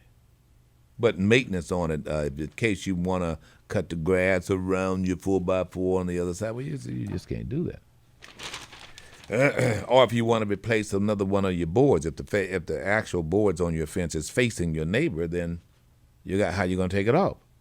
How you going to nail them on? So I see that with the same way with any walls. You know, when you go to Canada, ladies and gentlemen, you go to Canada, you don't see this problem. The Canadian border is as porous as it comes. And trust me, if any terrorists want to come in here, all they got to do is go to Canada. And somewhere along the line going to the east of Washington State, you can walk across the line, walk right into Canada, however you want. Actually, you can just about go to Detroit and row your way over to Canada without any problem. There's a ferry that goes across there in Detroit. But it's not unusual to see boats. I don't know what is that. I don't know what river that is, Detroit River or whatever it is. I don't know, Great Lake, I don't know. It's a little narrow strip there, but you can just go right into, is it Whalum, Chatham, or one of the others? It's kind of a casino over there. But this whole wall thing and Kamala going down there and just seeing what's happening is, in my view, futile. She's going to go and she's going to look at, see whether there's some ways you can help things. But the truth is that we've got to go south of the border with the cooperation of Mexico and of Guatemala and Nicaragua, who are having a rather contentious election, by the way. All right, hang on here, folks. Quick break. We'll be back. Get the info. Get the info. Stay informed. It's a new day with Rip Daniels, the #1 talk show in South Mississippi on JZ 94.5.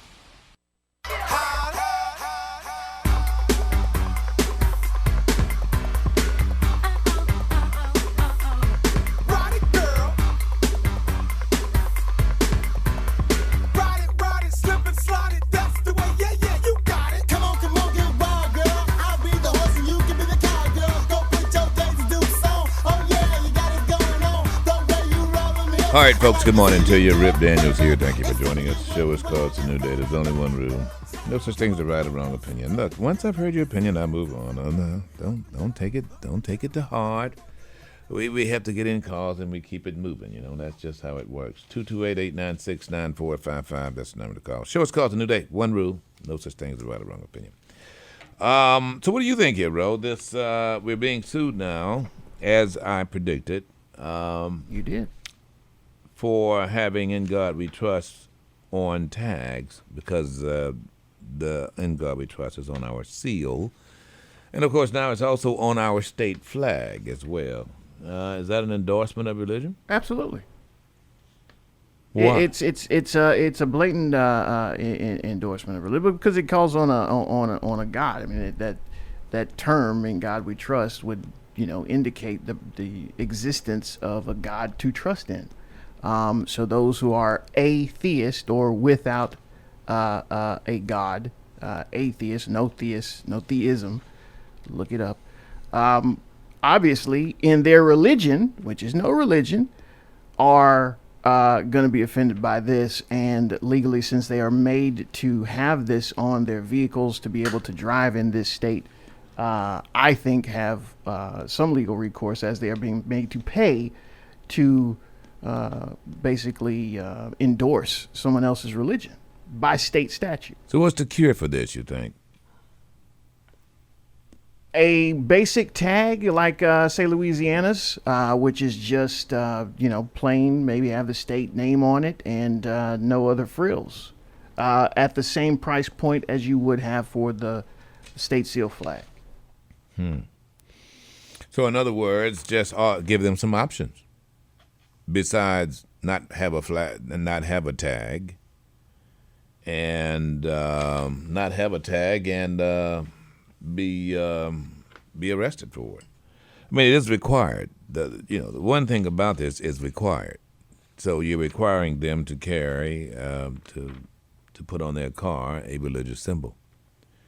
And the same is also with the flag, but the flag is not required. You don't have to fly the state flag. Now, at schools, it says schools shall, or they're supposed to. That's how it was interpreted. I really get to a certain point here whereby we would not have these conversations if it was not for some conservative trying to build their ideology off of someone's dissent. You understand what I'm saying? In other words, this is typically a moot issue. I mean, all these years, hundreds of years going through all this, and so now we've got to go in and change the tag to say In God We Trust or put it on a flag from a state that have shown beyond a shadow of a doubt over the history of this state it doesn't believe in no God. Well, hold on now. Now let's just talk about that. Okay, fine. You go ahead and talk about it. Do you know the history of this state? I do know the history of this state, but we have to look at the amount of churches in this state, don't we? We look at the religious institution in this state. Well, we're talking believing in God. We're not talking the church. Right. So if you ask those people who go to those churches and pay those tithes, they're going to tell you they believe in God. Now, are you going to dispute what they said to you? Well, I'm going to tell you their belief and their practice of what God, as any of their books have taught, is quite the contrary. I don't know what God they believe in that suggests that that people are not people and that they're chattel. I know that. I hear what you're saying. But they're still believing in a God that made them superior to those people they subjected to chattel and servitude. And as a matter of fact, that's how they did it. They said, well, we are given divine right by our Creator to do this to you. Now go and work them fields. So, in other words, what you're saying is that how you believe should apply to everybody, including those individuals who had to work the field. Well, in this state, that's how it goes. Well, I understand it's because you're in control. I got you. I mean, you know. But that is then you do accept that it is religion and that it's being forced on those who don't believe as you do. Right, but that's not to say that they shouldn't. Right, they shouldn't. In other words, not to say believe as I do. I understand, so you feel that they need to be required to show they believe what you do, even though they don't believe? Sorry, what? So are you saying that they should be required to show your beliefs on their tag, on their car? Oh, yes. If they want to drive. I mean, if they don't want to drive, they can walk. That's fine. Or they can get, motorcycle and maybe get a smaller tag than have that on there. Or they can pay some more money and get an atheist tag. How about that? So, would you carry their beliefs on your car? No, that's not what I said. Well, I know it's not. So I'm asking. So would you? I mean, in other words, if you're going to force your beliefs upon them, is that not mixing church with state?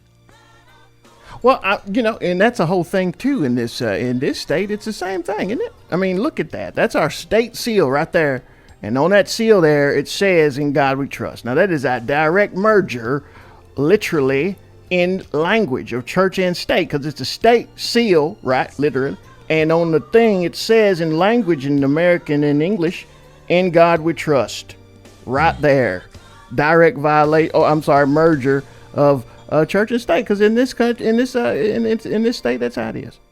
All right, we'll be back.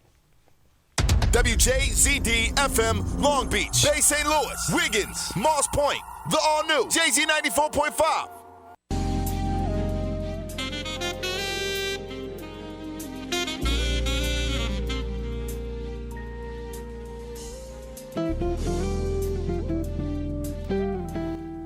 Time for jazz at 11.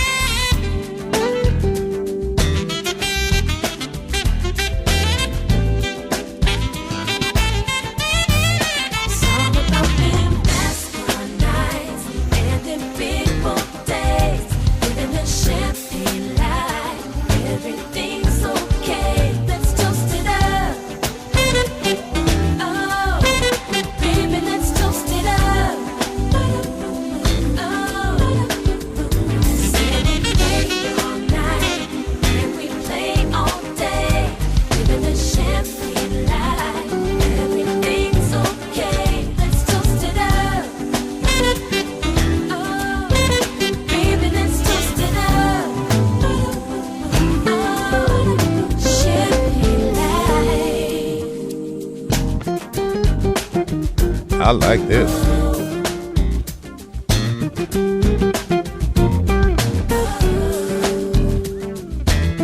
I didn't know there was an instrumental version of this.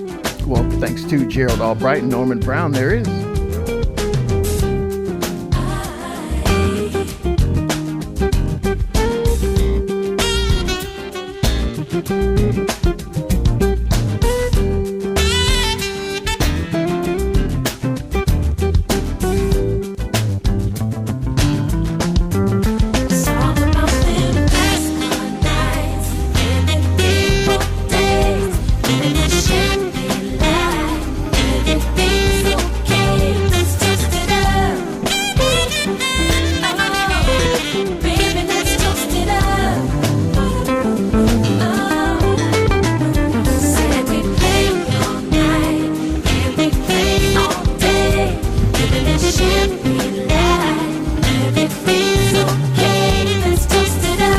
All right, folks.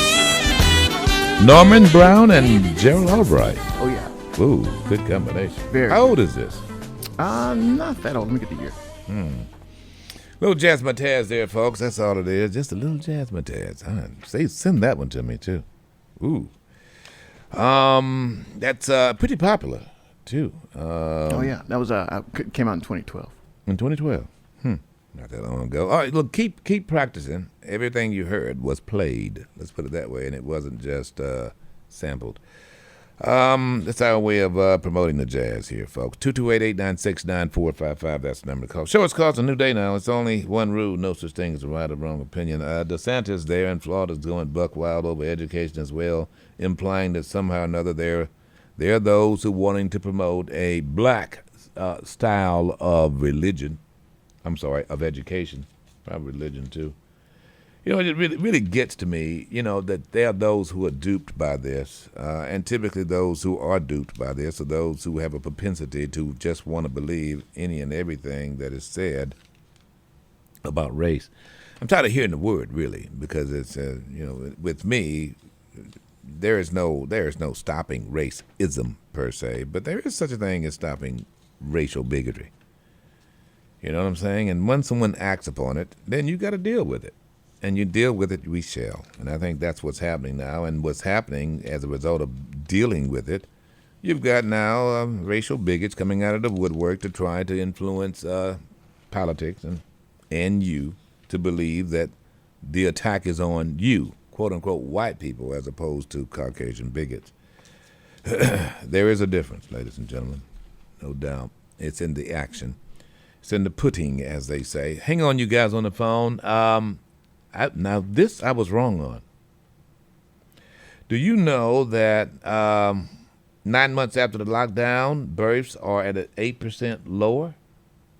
Huh? Yeah. Would you have thought that? No, I thought we were about to see a baby boom. I did too. Pandemic parented. I guess that people were too sick. Well, they were too scared to fool around. That's a good point.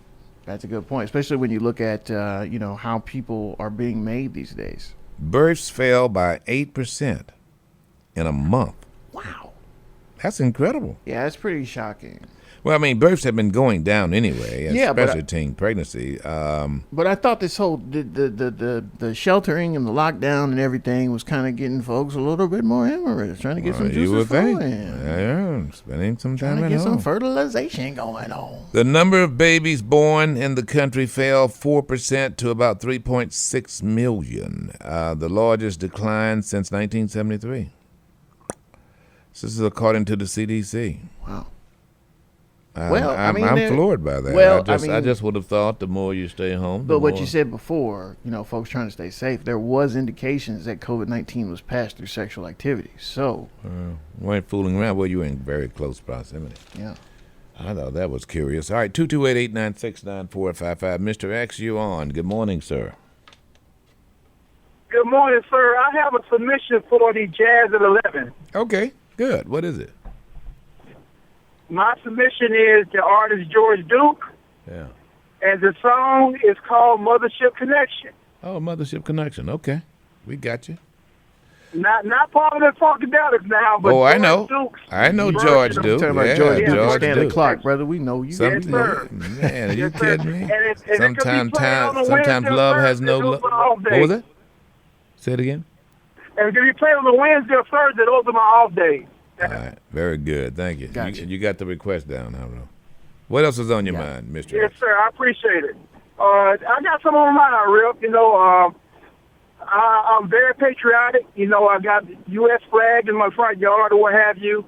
I recently purchased a state flag now that I feel comfortable putting one in my yard. So I have that as well, state flag. But there's something that's bothering me, and I don't know if it's bothering anybody else noticed it or not.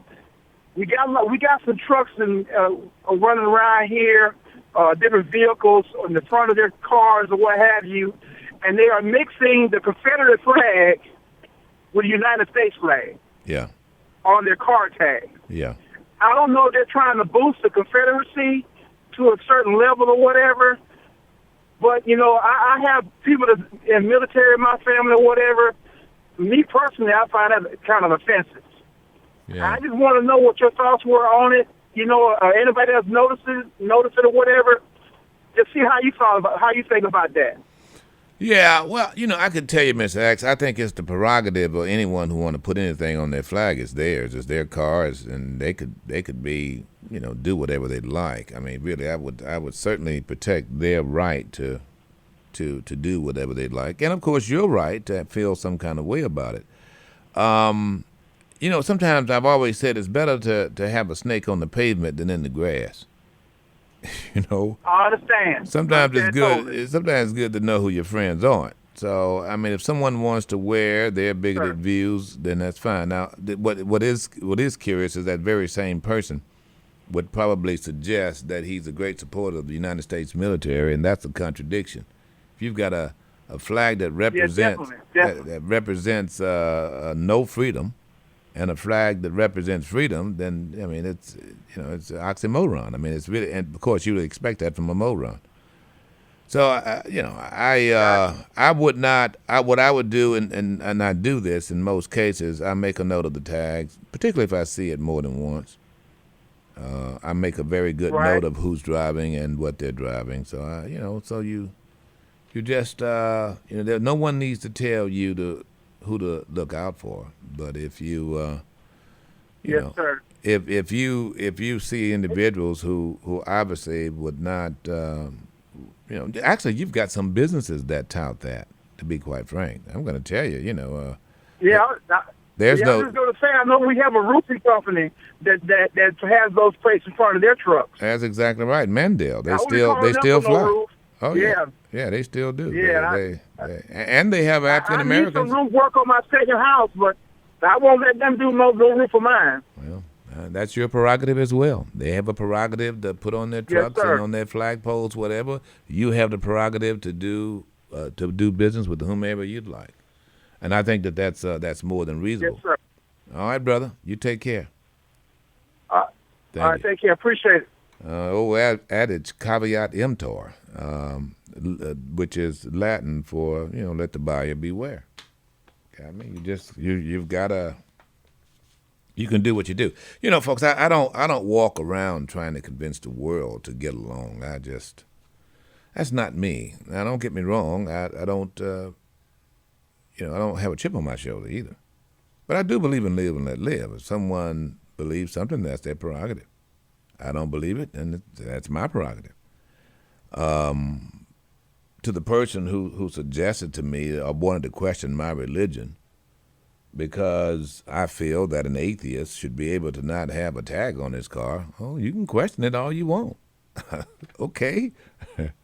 Let me tell you something about Rip Daniels that I learned from my daddy, who very rarely went to church but could quote the Bible pretty well. Let me tell you what he taught me and what I live by when it comes to my religion and my belief in my God. My discipleship is in as much as I do for others. I don't convince others to believe what I do. If I help others, they'll learn from my example. That's it. I'm not out selling books and touting. I don't walk around with my religion on my sleeve or on my T-shirt. Don't have to. But the discipleship for me, coming from a First Missionary Baptist Church, is what I do for others. That is the measurement of me and my religion. That's what I learned from that very great book. Great books, plural. Because I didn't just depend on any one book, to be quite frank. So it's all about what you use to live by. For me, I'm a doer. My discipleship is helping others. Period. And it's not, and having a cross or a crescent moon or a Star of David is not required. I'm not gonna. It's a book of faith, not a book of fact. And if your faith is facts for you, I'm happy. You don't have to explain that. However, I do empathize with this atheist, bro. I really do. I think in this case, he's got an incredible case. I think that our legislators knew this person would have a case, and that what they should have done was accommodated, was say, well, okay, make it optional. Right. You don't have to have the seal on every tag. Right. But this is the conservative concept. That is the same thing with the Inquisition. It's the conservative concept is you got to pass our litmus test. Yeah, yeah. We don't have to pass yours. And that's really what this whole thing in Florida with DeSantis and these surveys is really about. Do you fit within our paradigm of what we consider not necessarily what you consider. And then they turn around and they try to convince their supporters that we are the problem. That those of us who don't agree with them is the problem, and that there is this onslaught. Now get this, hang on. These people want to make you take down in God you trust. No, he's just simply saying he doesn't want to have it. That's what he's saying. Oh no, they're suing us because they want to take it out. They want to take it off the money. Want to take it off of everything. Now what they're saying, short, simple, and sweet, is that we don't want to promote your religion. So give us another option. Yeah. And what I'm saying is that why even go through this? Right. Why set yourself up for this? Yeah, why? Except that you want to have some straw man. You want to have something to demonstrate the differences in we who are American. Yeah. Yeah.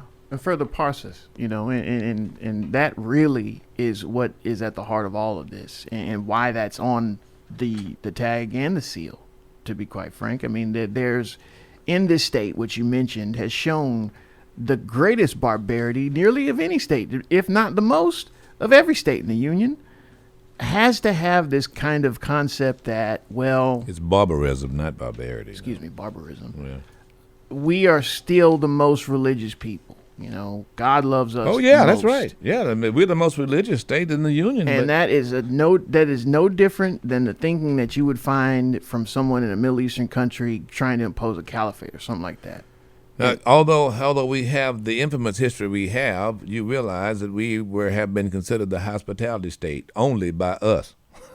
Right. We're the hospitality state. I said that in a speech I was in Jackson. I asked, it was a big crowd. I said, who is the hospitality state? Everybody, Mississippi. I say, not to me, it ain't. End quotes. The most inhospitable and by statute inhospitable. Yeah. I mean, no other state do you hear as often as you hear from yahoos here, you don't like it, get out. Leave. Go back to where you came from. All right, I'm going to. Let me skip up. I'm going to push to she is a pianist for church. I can't wait to hear what Miss Faye says again regarding this tag here. So, what's your thoughts, Miss Faye? My thought is this: when they first started putting that on the money and on the tags, that's symbolism. If you are a true Christian and you have faith and you trust in God, your life should reflect that. No tag, putting something on money is not going to show anybody that you are a true believer, because your lifestyle has to present that. You can't teach anybody anything unless you are a good example. Whoa. Of what you trying to lead. Now, they ain't got no good example. They ain't never been no good example as far as the bigots are concerned and the Confederates of the South. That's not a good example. I have a bad taste in my mouth when they say, it's Christian. It's not Christian. You got to call it what it is.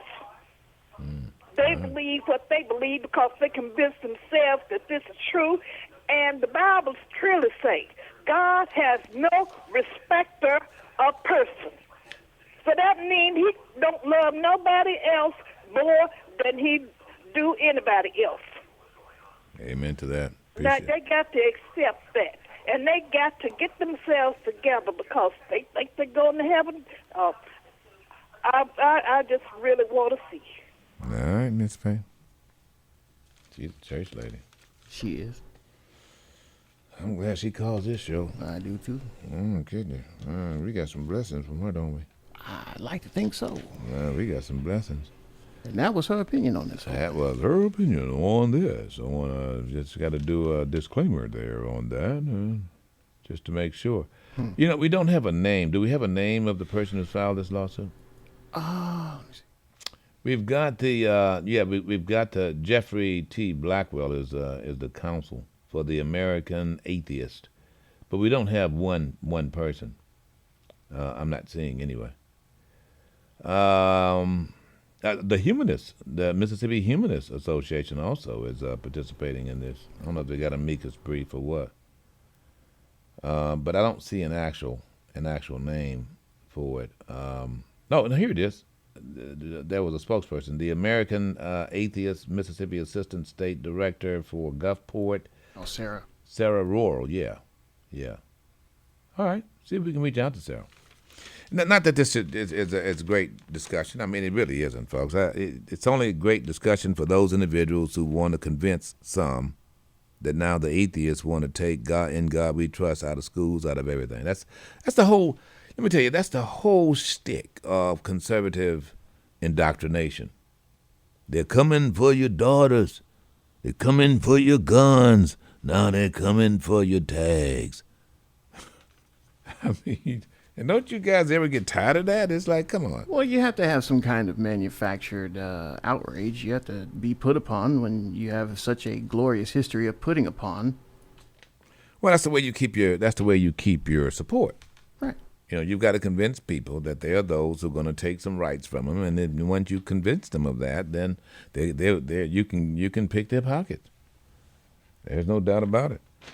All right, quickly, I know I've got a lot of people waiting with bated breath here on this. My showing you the money.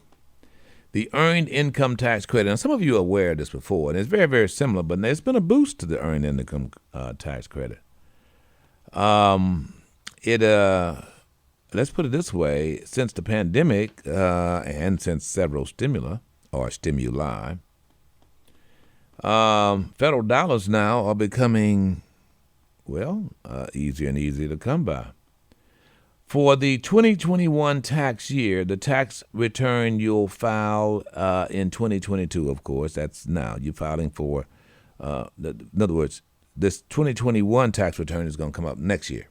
This is 2021, so you'll file it, and you'll file this next year in 2022. The earned income credit ranges from $1,502 to $6,728. Huh. Depending on your filing status and how many children you have. Now, I want to make sure you get this, because you don't really have to have a child. I know, you thought so, right? Nope, you don't have to have a child in order to claim an earned income credit. You can use your 2019 or income or your 2021 income. Let's see here, blah, blah, blah, blah, blah, blah. To calculate it, let's see your earned income tax credit. You might opt to use whichever number gets you the biggest amount of earned income tax credit. How do you get it? How do you get to that? Well, you must have at least $1 of earned income, pension or unemployment. Unemployment don't count in this now, but you must have at least $1 of earned income. That is a payroll that you've been paid. You got to be able to show that. Or your investment income must be $3,650 or less. Some of you are paying investments. In other words, your dividends or what have you cannot exceed. Yeah, in other words, if you're not working and you still get paid based on your taxes, yeah, you can't earn on your stocks. On your stocks is what I mean. You cannot earn more than $3,650, right? So if you're getting interest on your CD, it can't be more than that. And if you got CDs, it probably won't be. I don't care if it's $1 million. Let's see here. Look at this. This is interesting because starting for the 21, this is the year 2021, right? So when you file taxes for this year, for next year, the amount increases to $10,000. Oh, wow. How about that? In other words, for those of you who are retired and you're getting money from your securities, in 2021, you can qualify for earned income tax credit if you're separated but still married. Now, that's new. If you're separated but still married, you could get earned income tax credit. Now, it doesn't say that you have to share that with your estranged partner. However, to do so, you can file, you can't file a joint return. There you go. It says it right here, the second page. You can't file a joint, if you are separated, you can't file a joint return, and then, of course, you can go and get your money. However, you must not have lived with a spouse for at least 6 months either. If you live with your spouse for at least 6 months, then you will not be privy. Start, you should know. Let's see here.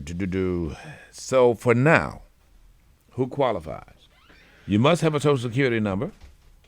Now, ladies and gentlemen, I'm telling you, if you worked at all last year, you're going to qualify for this if you made below a certain amount of money. In other words, an earned income tax credit could very well mean that you'll get not only your refund, which, by the way, I'm going to tell you, if you're getting a refund, you need to change how you fill out your taxes. Now, some of you say, well, I want to get a refund so I save my money. Well, you're not going to get interest from the government. They're not going to pay you interest on the money that they wasn't supposed to take from you. They'll just give you that big check and say, look, sorry, we took too much. That's what a refund is. It is a refund. I'm refunding your money because I took too much. If you go down to your employer right now and say, look, I want to make my redo my tax paperwork so that I don't have to, so that the government keeps the least amount of money in FICA, right? So you want them not taking as much out of your check.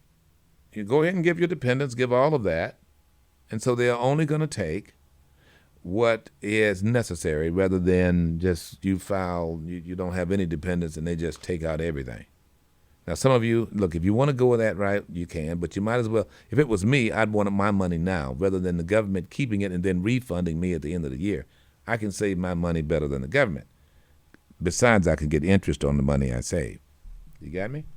All right, so, and by the way, you can also, with your earned income tax credit, I want you to know you can get more than what you put in, up to $6,000. That's right. Some of you, if you have a minimum wage job, you may not, and you've paid your taxes, right? You can actually get more back. Well, you're not getting it back. You can actually get more than what the government held, more than your refund. And there are ways to do that. It starts with your Social Security number, that's valid for your employment. You must have earned income from wages or running a business or a farm. That's right. If you're in business, you can also get earned income tax credit. You may have some investment income as well. As I indicated before, it can't be over a certain amount, $500 somewhere in there. Was it $3,650? You must be a U.S. citizen, of course, or a resident.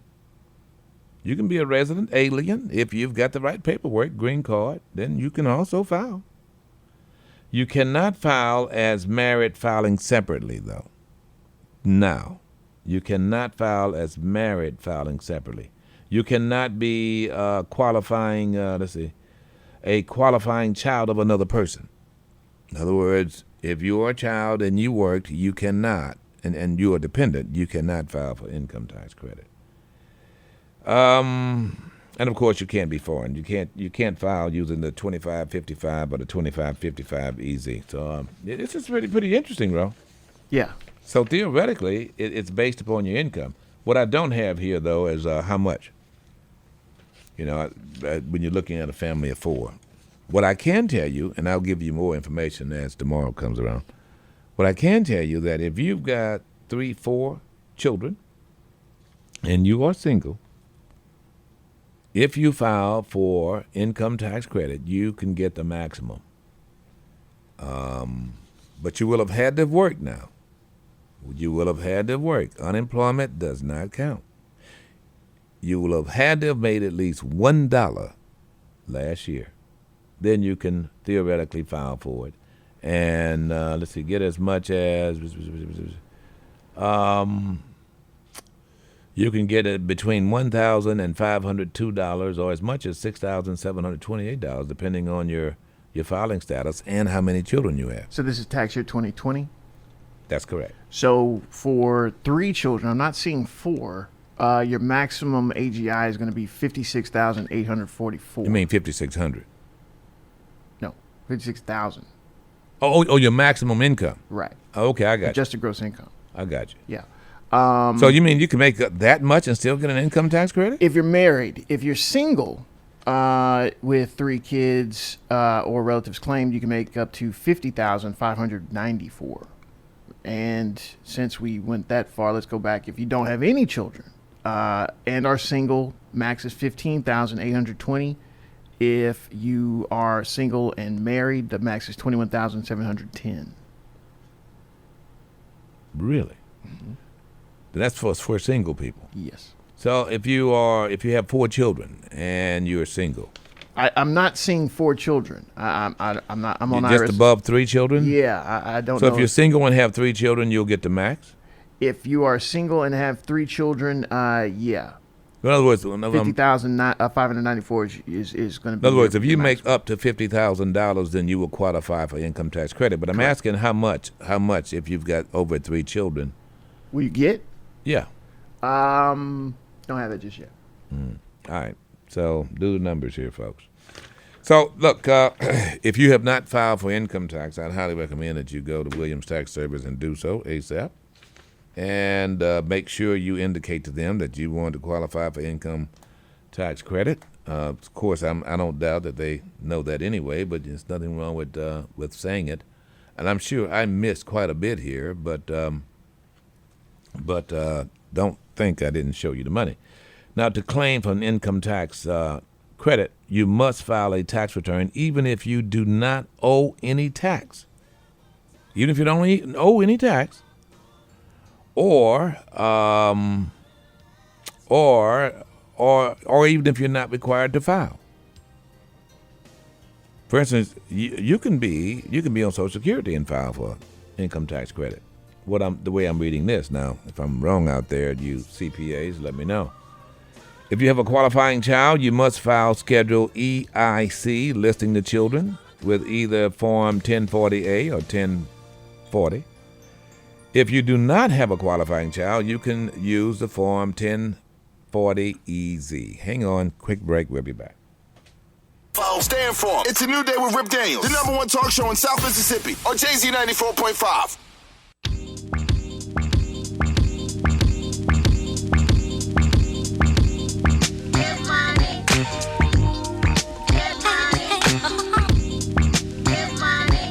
Looks like we're going to have a bipartisan infrastructure bill. A little over $1 trillion. How about that? Bipartisan, so we might actually get it passed. Yeah, looks like it will be. At least 10 Republicans are going to join Democrats and vote for it. You know, folks, we really are hampered by the filibuster. By the way, good morning. Rip Daniels here. Thank you for joining us. Good morning, Lafayette, Louisiana, and Bow Bridge. We really are hampered. Look, I really think that there is a reason to have the filibuster process. I really do. And I don't think it bodes well to get rid of it. But we are hampered because we just don't have statesmen anymore. There's more allegiance to party than it is to country, and that's what the problem is. Hopefully that's changing now. Hopefully now we've got enough moderate Republicans to and moderate Democrats to actually put country in place of party. A lot, over the past year since Ronald Reagan, actually since Leroy Newt Gingrich, the problem that we've had in my country, especially as it applies to Congress, is as much as we don't want to pass some bills, there are those who don't want other parties to get credit for passing some bills. And that's on both sides.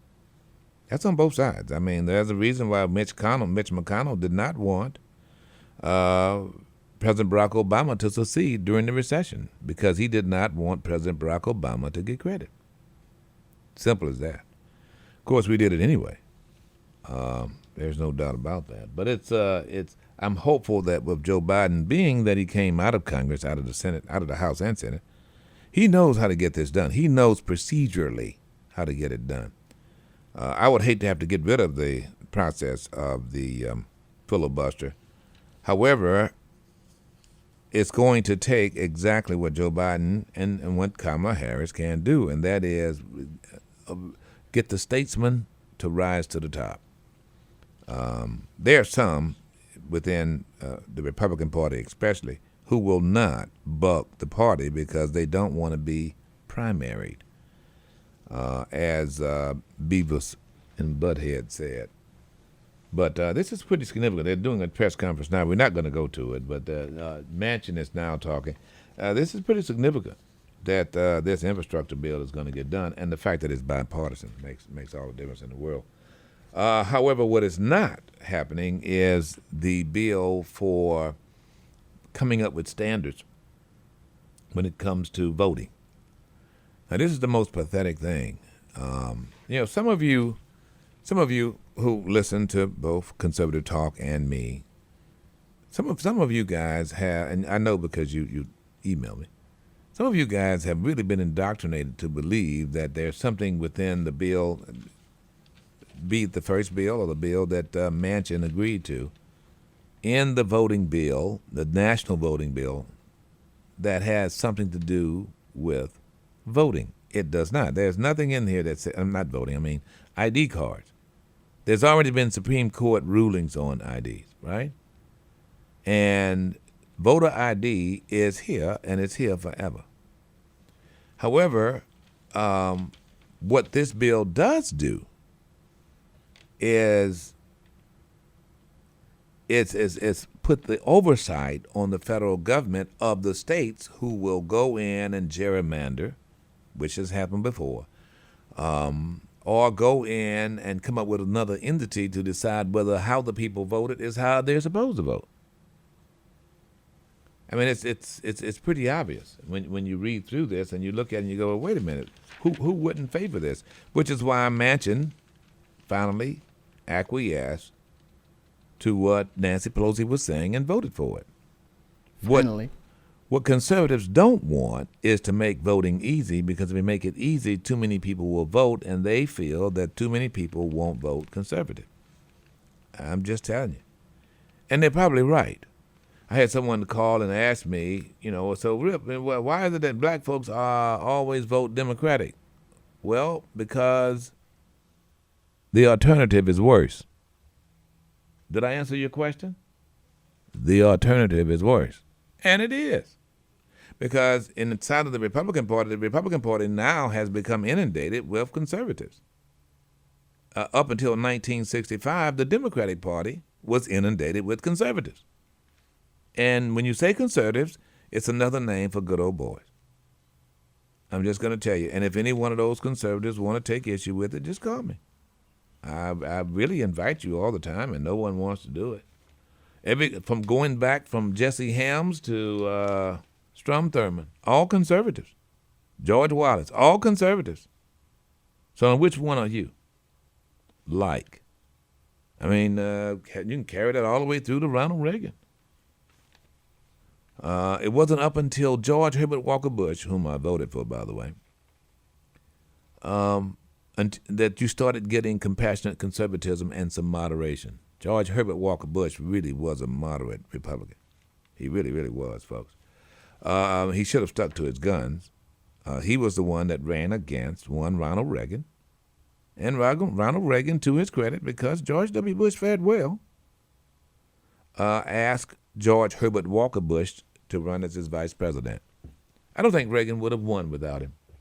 I really don't, because there were a lot of African Americans who voted for one George Herbert Walker Bush. At the time. Really? Oh, yeah. Yeah, at the time. Jimmy Carter was not, although the Southerner, Jimmy Carter was, he came on during Nixon's recession. Every time one of these good old boys get in there, they leave us with a recession, and then, of course, some Democrat has to come in, or notice I said Democrat as opposed to liberal, has to come in. By the way, Democrats, I want you to know, had taken a moderate view for quite some time. I mean, their metamorphosis coming out of conservatism was a more moderate view. Johnson was a more moderate individual.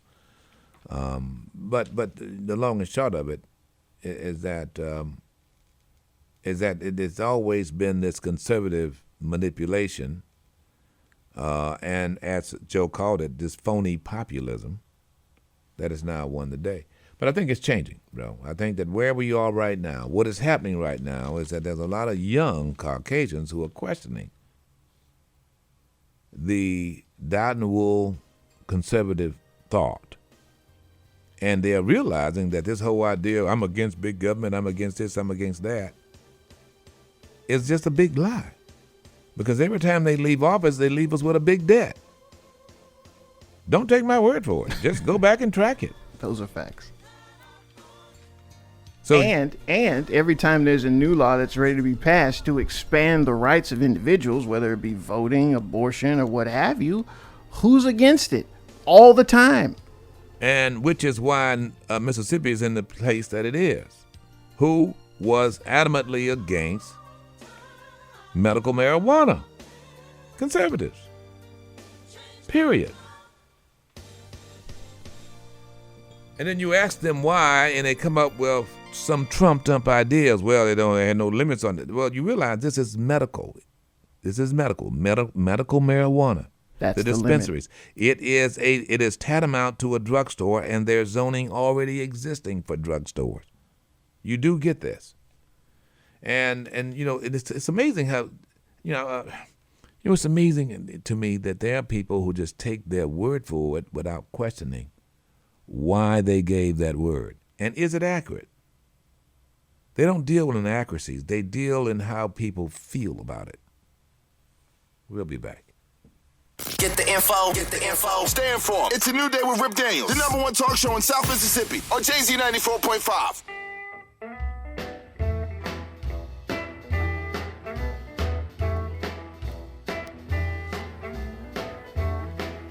Oh, smokestack lightning, shining just like gold. Why don't you hear me crying?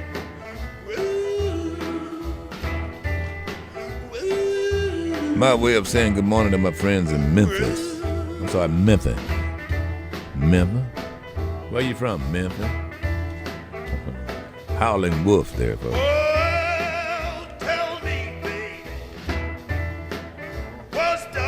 All right, good morning, folks. Rip Daniels here. Thank you for joining us. Show is called It's a New Day. There's one rule only, no such thing as a right or wrong opinion. There is a very huge day tomorrow. Not many of you know about it. And not many in the news cycle are even talking about it, but it is going to be a huge day. Because tomorrow, ladies and gentlemen, is the day that Derek Chauvin is sentenced. Now, you know, I told you that when we had the George Floyd trial on television, it was going to be huge, and it was. Tomorrow should be just as big, and it's interesting that it's not, that you've not been giving a heads up, and you should. Because tomorrow, Derek Chauvin, who was found guilty of second and third degree murder and second degree manslaughter, that was April the 20th, Chauvin is going to be sentenced by the judge. Now, I wonder, is the jury going to have anything to do with the sentencing, or is it just going to be the judge? Because I'm seeing here that the judge is going to preside, of course. The Hennepin County Judge Peter Cale. So I find out about that. Okay. Find out. The question I'm going to ask you, and we'll probably talk about this tomorrow, is what kind of time you think he should get, and what kind of time you think he will get. That's a difference. Chauvin will be receiving a prison time. The prosecutors want between 30 years up to 30. Yeah. They want the maximum, and now they've added in another case where he was accused of doing the same thing with another prisoner, choking him. So what do you think here, Ro? 30 years, 30 plus. You think so? I think so. He can get up to 40, 45 years.